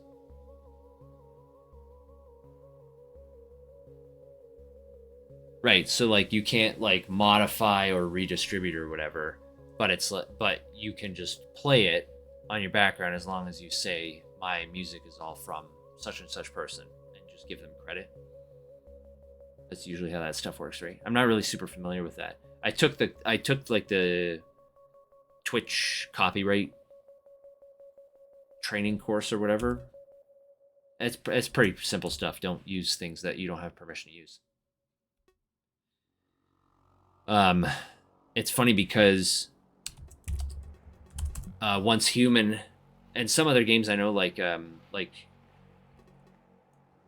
Cyberpunk and stuff, they have like a streamer mode to disable playing any of the licensed music on if you're streaming or whatever.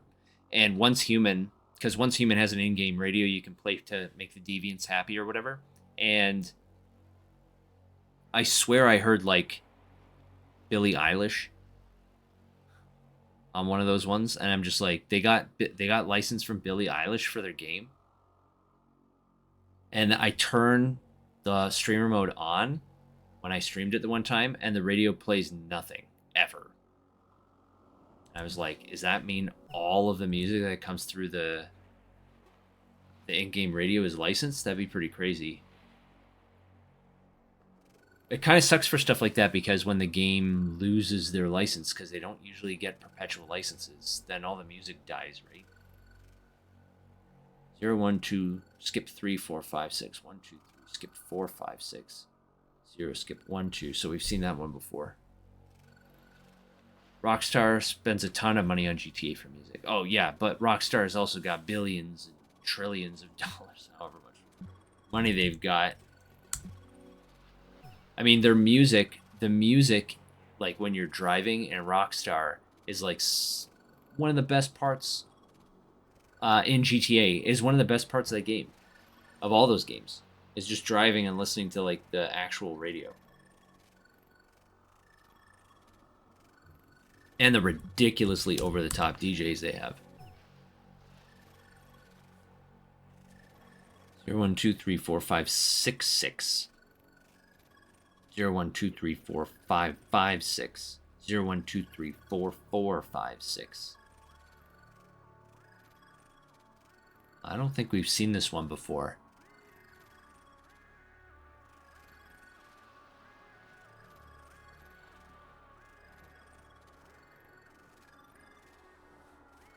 Have we seen this one before?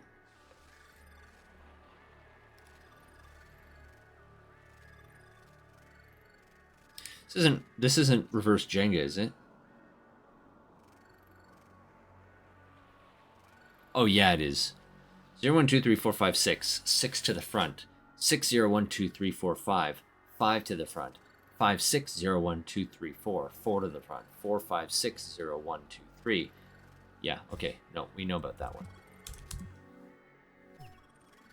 Nope. Nope. 0, 2, 4, 6, 1, 3, 5. 0, 2, 4, 6, 1, 3, 5. Yeah, we've seen that one too. That's every other.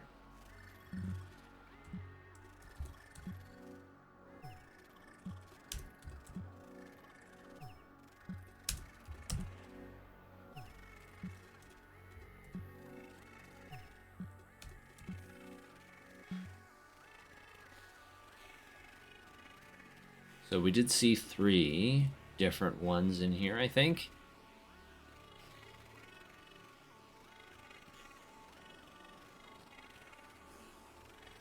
But we didn't see the all zeros one again.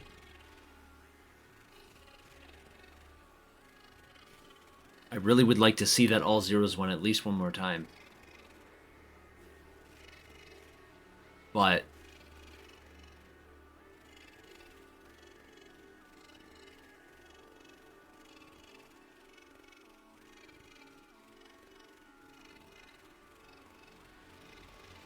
you know what? Let's write some code. Let's just write some code and implement some of these, and we'll know. We will know. So I'm going to write the algorithm in here. Oh, what the hell happened there?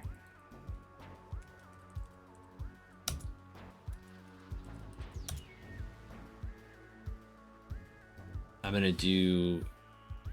So I will write the algorithm in here. So this is the code that we use to reverse. So I'm going to make this a function so that we don't lose it. This is going to be...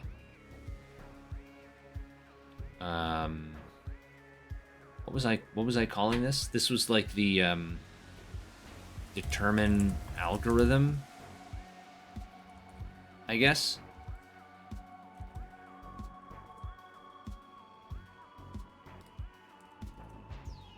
And we'll just take that like this, so we don't lose that code. We'll get rid of all that. I don't think we need that right now. And then we will write our the SHA encryption. This will be some string, S.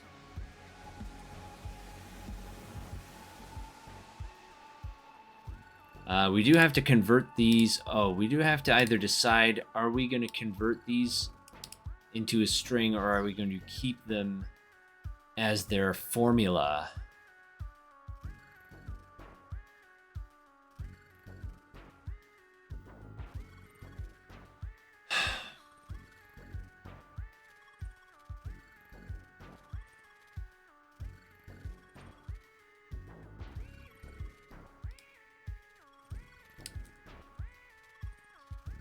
What I suppose I can just have this, I can use this to spit out the string. I think I'd rather do it that way rather than just stealing it from that other person. We have for let I equals 0. I plus plus, sorry. I is less than, I don't know, how long was the longest one here? 49, so we'll do 50. We'll do I plus plus. We'll do key at I equals 0.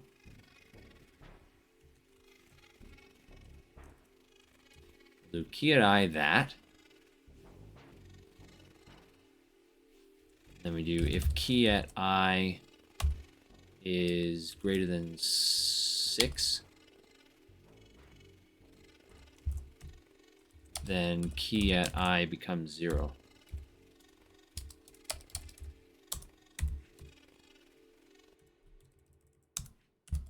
Let key string equal this, and do key string plus equals key at I, and then log key string. That should do it.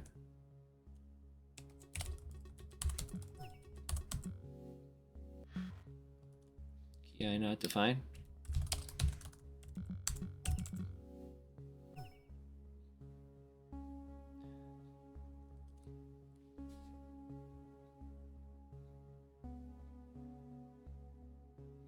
What happened is 0. Get I equals 0. If I is greater than 0, which is not, return key I plus 1.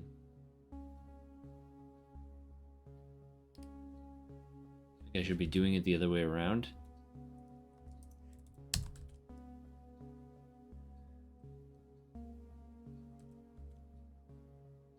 Because we would use the key at I and then we would increment it. That's the order we do in the Vignere function, so it makes more sense to do it like that.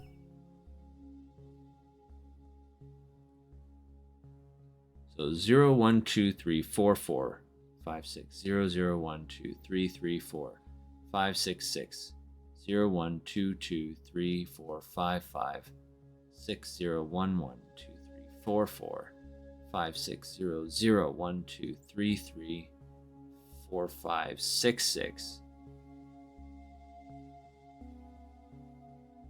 0, 1, 2, 2. So it's actually not enough characters. I don't see the pattern repeating yet.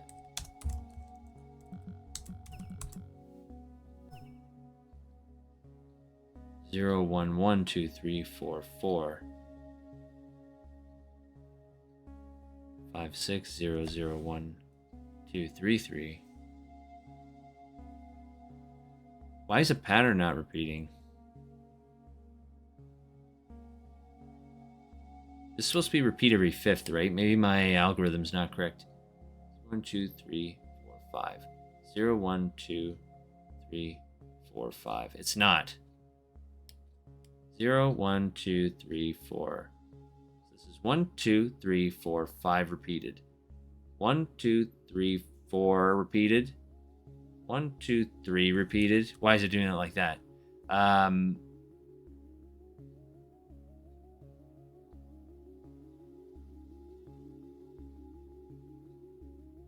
Yeah, my algorithm's not correct.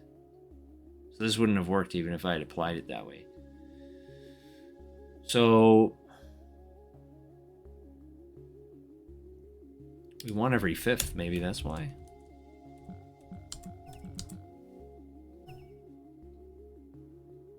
One, 2, 3, 4, 5, 5 repeated. 1, 2, 3. Is that correct? No, because that's index 6. That's the 6th index, not the 5th index.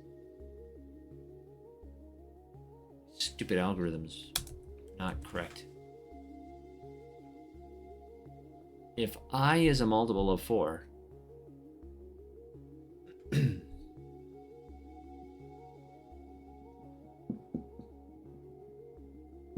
not exactly sure what I'm doing wrong here.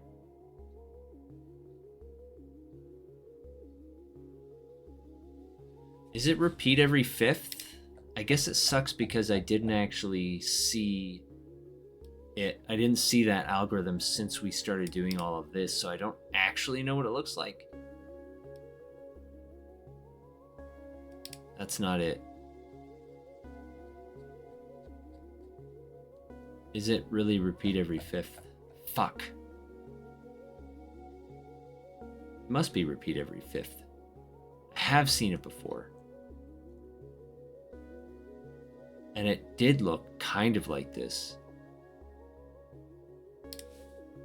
I think it's just this that's not quite working.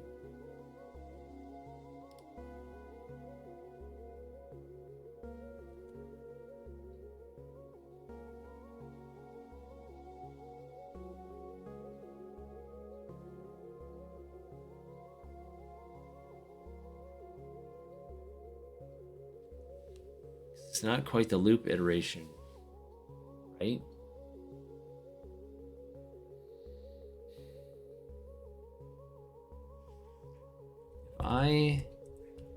Maybe I just have to do key at I equals 0.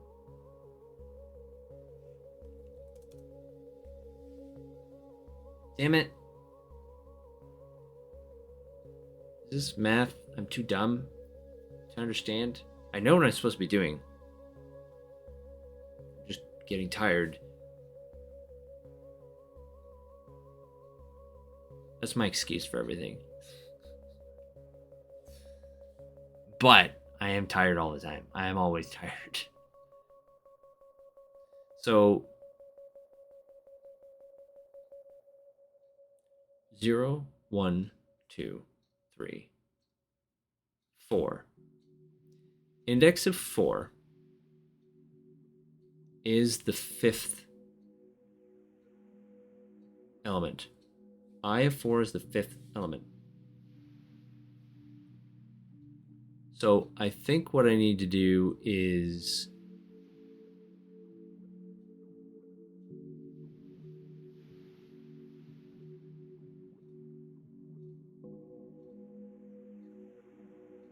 it's the first loop in here that's a little goofy because it is every 5th. The first one needs to be on index 4. So why don't I just do this?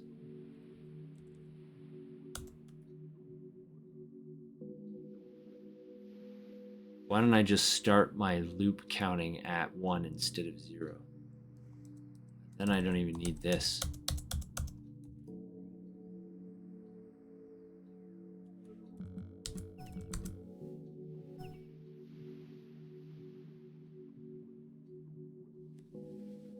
Now we have 0, 1, 2, 3, 4. That's 5. So we have 1, 2, 3, 4, 5 repeated. 1, 2, 3, 4, 5 repeated. 1, 2, 3, 4, 5 repeated. Okay, that's better. So this pattern where it goes 0, 1, 2, 3, 4 repeated. That's 0 repeated, 1, 2, 3, 4 repeated, 5, 6. 0, 1, 1, 2, 3, 4, 5, 5. So this is here where the pattern repeats. So this is the string that repeats. Then it goes 0, 1, 2, 3, 4, 4, 5, 6, 0, 1, 1, 2, 3, 4. Good. So that is this one. Not that bad, actually a lot shorter than the other one. Repeat every second. So it's the same thing, but with I minus 2, or I mod 2 instead of 5.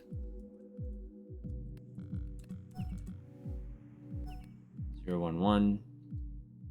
Nope, that's not right either. Every other one.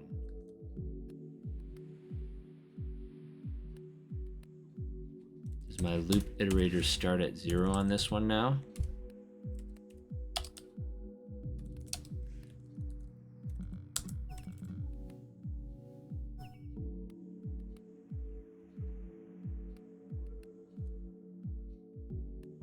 Every other.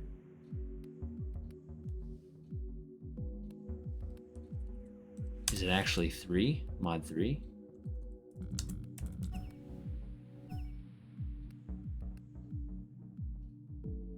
It is. But now put this back at 1.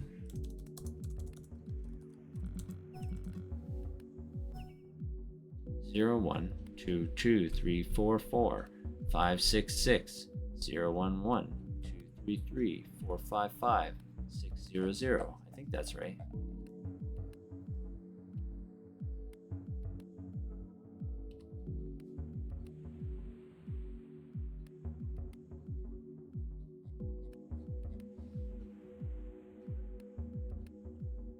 Two, 2, 3, 4, 4, 5. So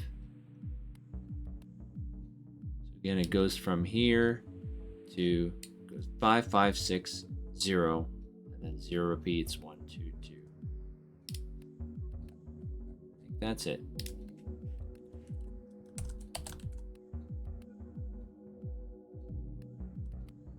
Okay. That's probably it. So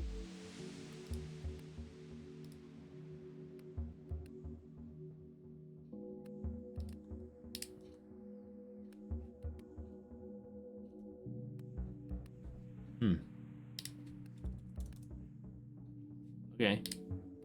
So now I need an array of strings, I guess. So I can have I'll just call it key strings, I guess. Equal, and it'll be this. This one.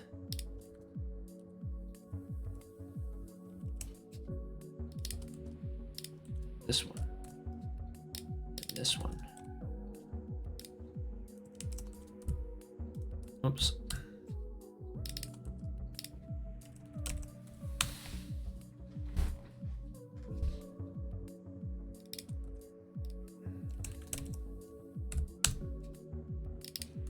This one. And then this one, maybe. So we're not sure about this one.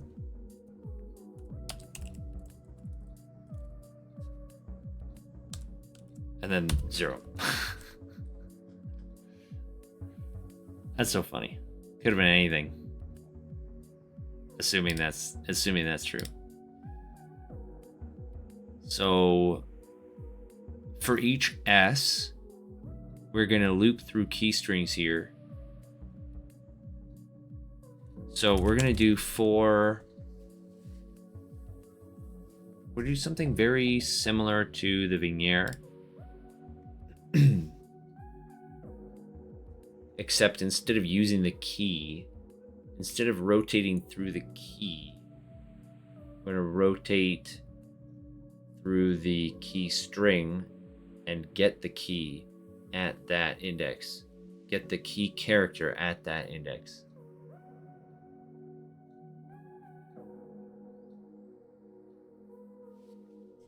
So I might as well copy this because it's going to be very similar.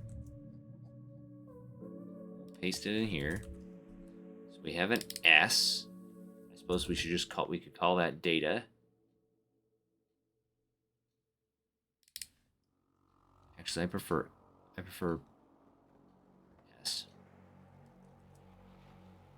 Whatever, data.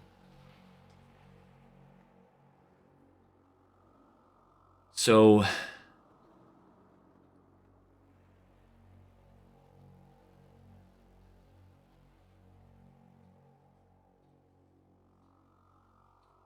we actually, for each D of data, we are going to have, so we're going to have to do for key, let key string in key strings of key strings. And then we're going to do this.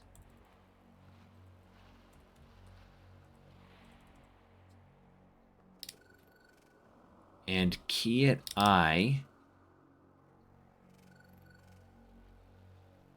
is greater than key string dot length. And key at I is going to be key string at dot length. We're not going to do that anymore. This is going to be B64 chars index of key. It still needs a key. Except it's going to be at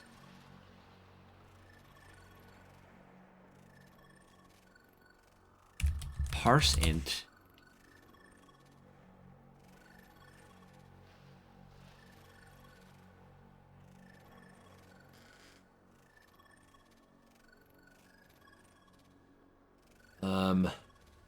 hold on a second here.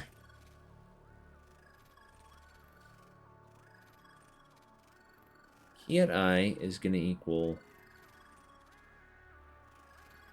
0, which is now actually the index of key string. We're going to use instead. So we're going to say let key string I equal key string at key at I. Except we want to parse int that because that's a string.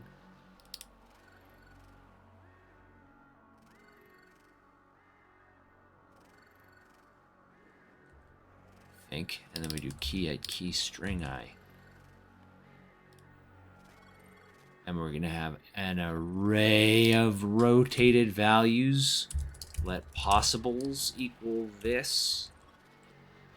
And then here we are going to do possibles dot push rotated.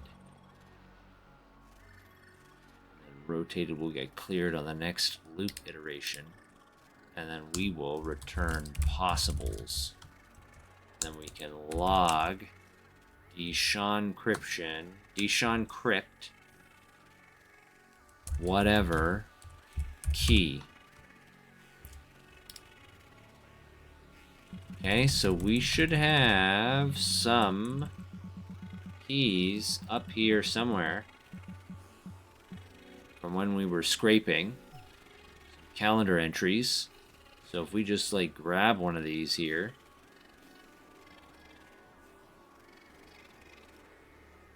They grab either of these.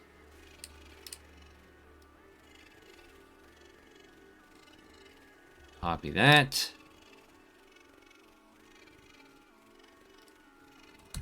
We will let data equal. I don't think we were using data anywhere else. I think we deleted that code a while ago. Let data equal.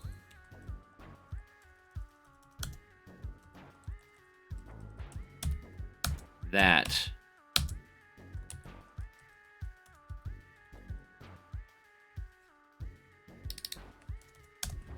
Data.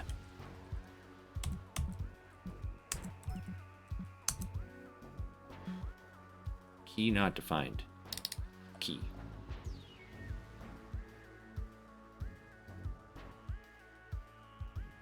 Oh.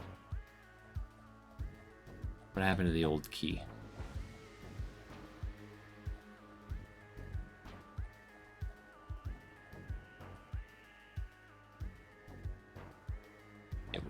It was in entry 12, 14, 13, 12. There it is.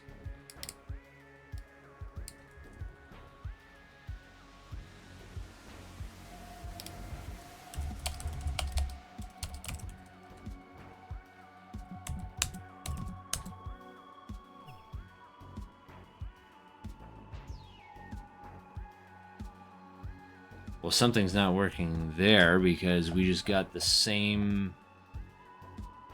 We just got the same result many times. We also have to B64 it from B64. From B64 rotated.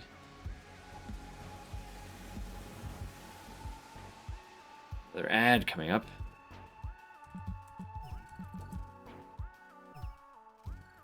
Okay, so it's not actually cycling through the key strings properly. Why?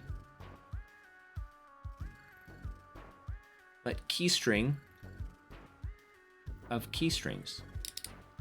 Each key string, log key string. See what we're dealing with here.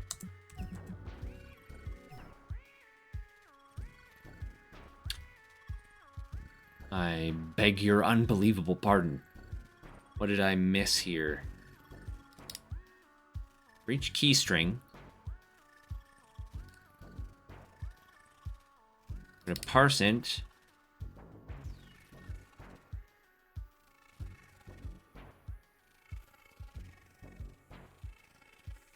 so something odd happened here.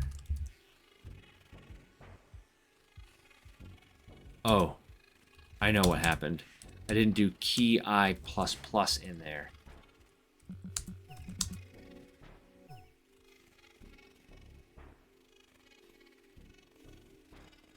None of those are a fucking answer.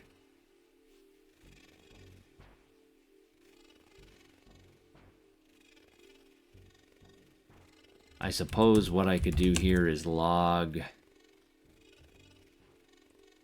So I can do a few things here. I can log key string I.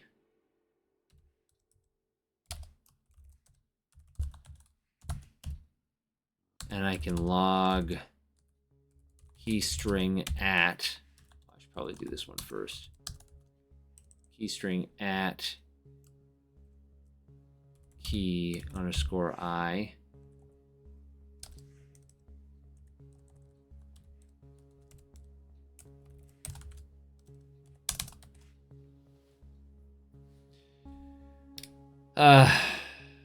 I'm getting kind of tired, so I think what I'm going to actually do is I'm going to snooze that ad, so don't worry about that.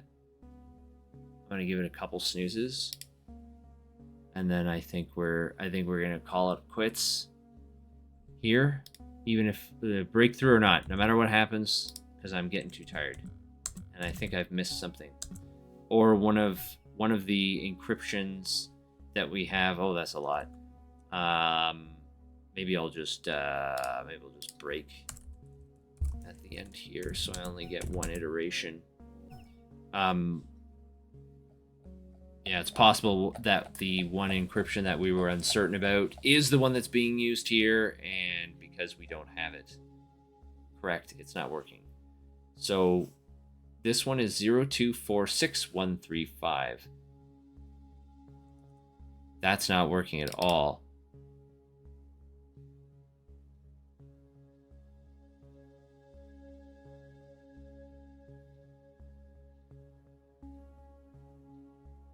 What did I do wrong here? I don't need this one. Keystring at I is the one that I want. That's the index. I want to make sure it's adhering to the correct pattern that was set out here. 0246135. 0246135. Okay, so that part's working fine. So forget that. Now what I want is B64 char's index of this. I want that to be logged.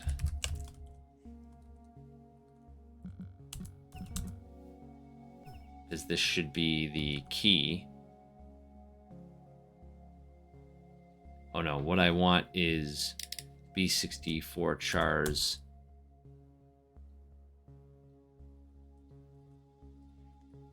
at. Hold on. I want key at key string I.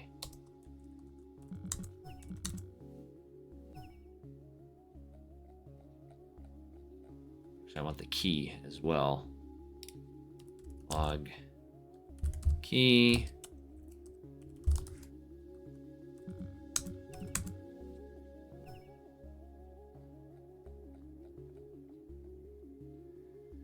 H S 6Y 8QB. HS6Y 8QB. So that seems to be working properly.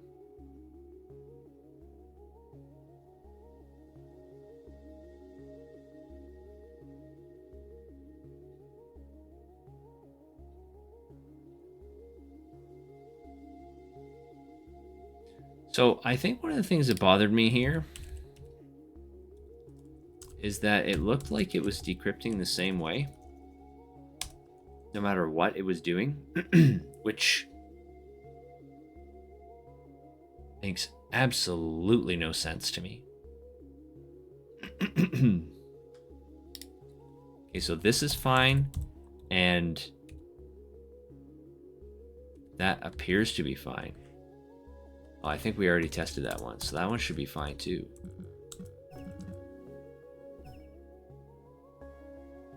Oh, get rid of this break.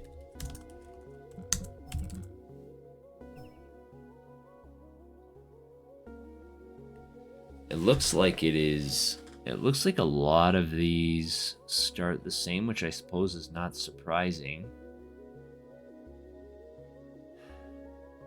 But they all come out as garbage.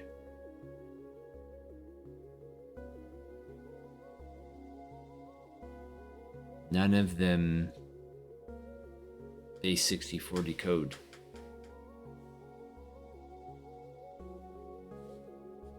What is it saying? No, I've already tested my base 64 decoding though, but no, that's not the problem.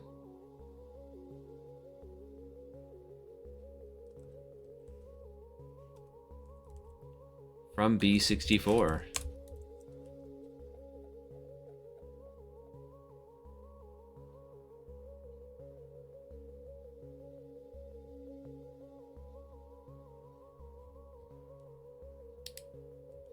So veneer shifting, it doesn't work.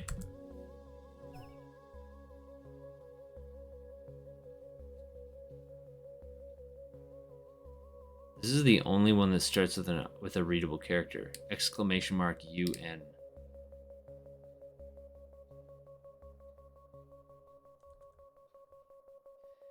Damn.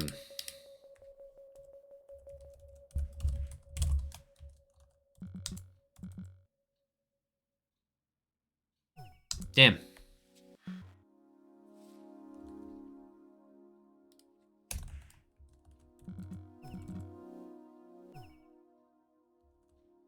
I want to log the key string.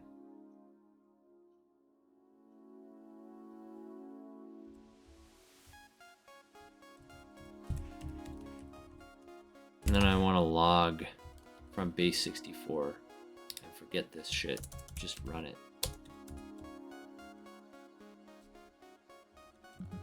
Just so I can line them up. Their pattern and the base 64 decoded result. Und looks like unknown or undefined. It does, but because I would not expect it to even start with an exclamation mark, it's uncertain about that also.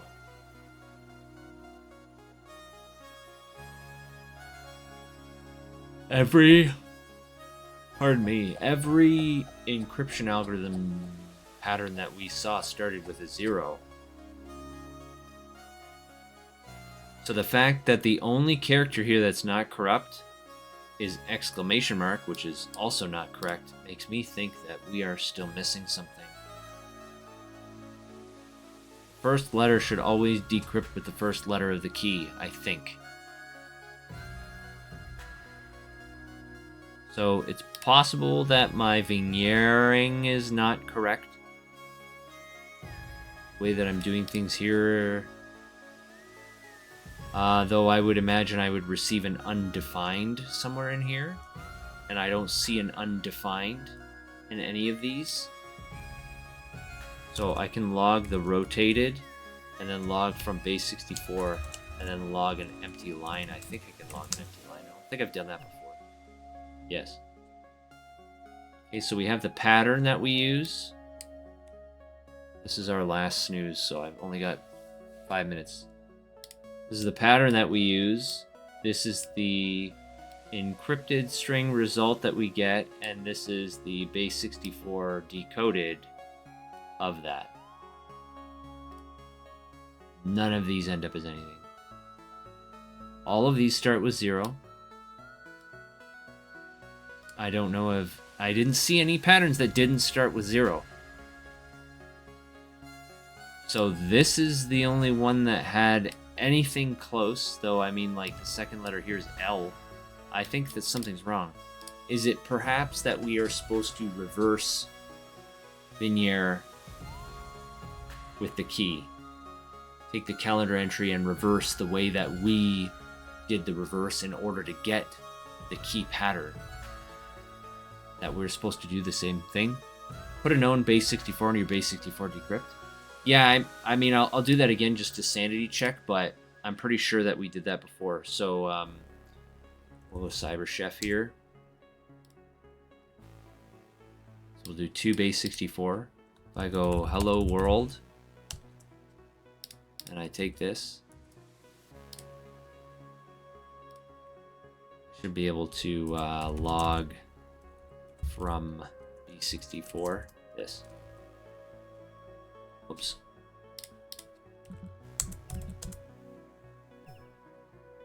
Yeah, we're good.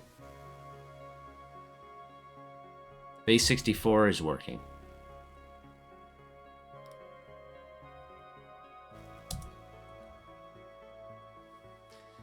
So it's possible the Vignere is supposed to be in reverse. None of these work. Fuck. Possibilities. Wow, learn how to spell. Possibilities.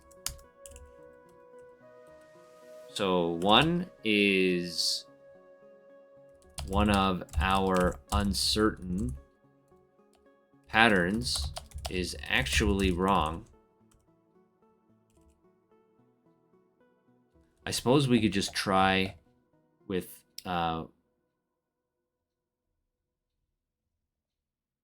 we could try just a couple others, right? Let's try this one.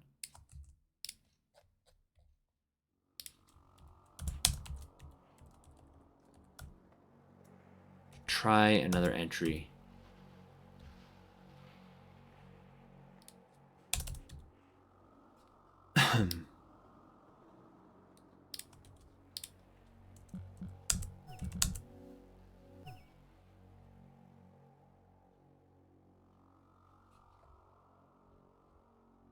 No, they're all garbage.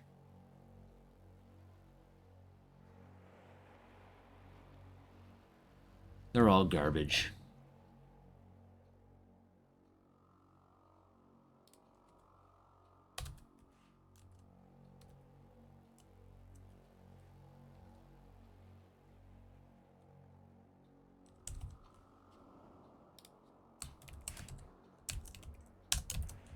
Make this a little easier to read.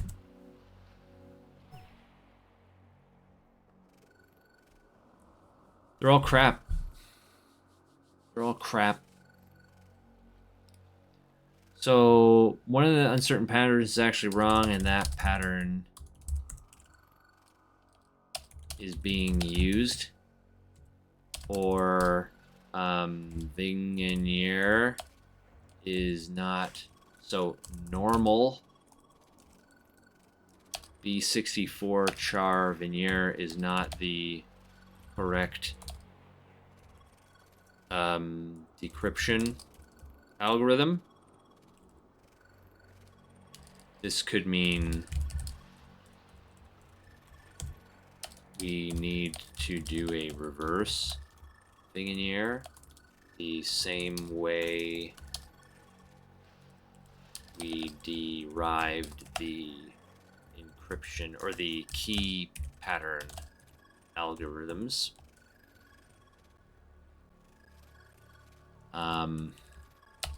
Three. We're very wrong somewhere else.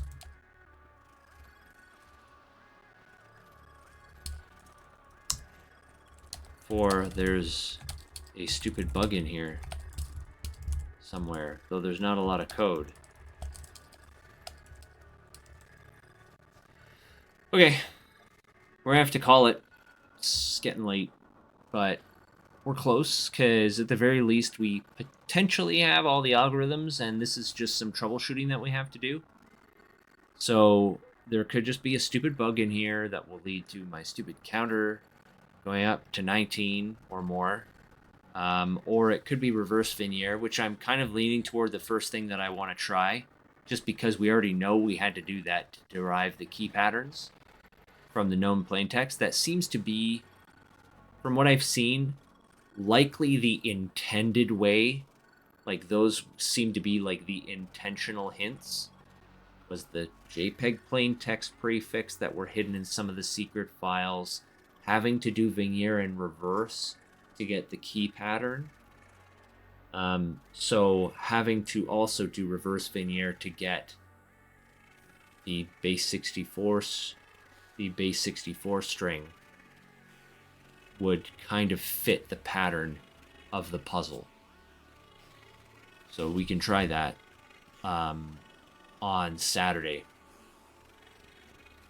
In fact, I want to put that. I want to swap these two and make that one and make the other one two, so that I do them in that order.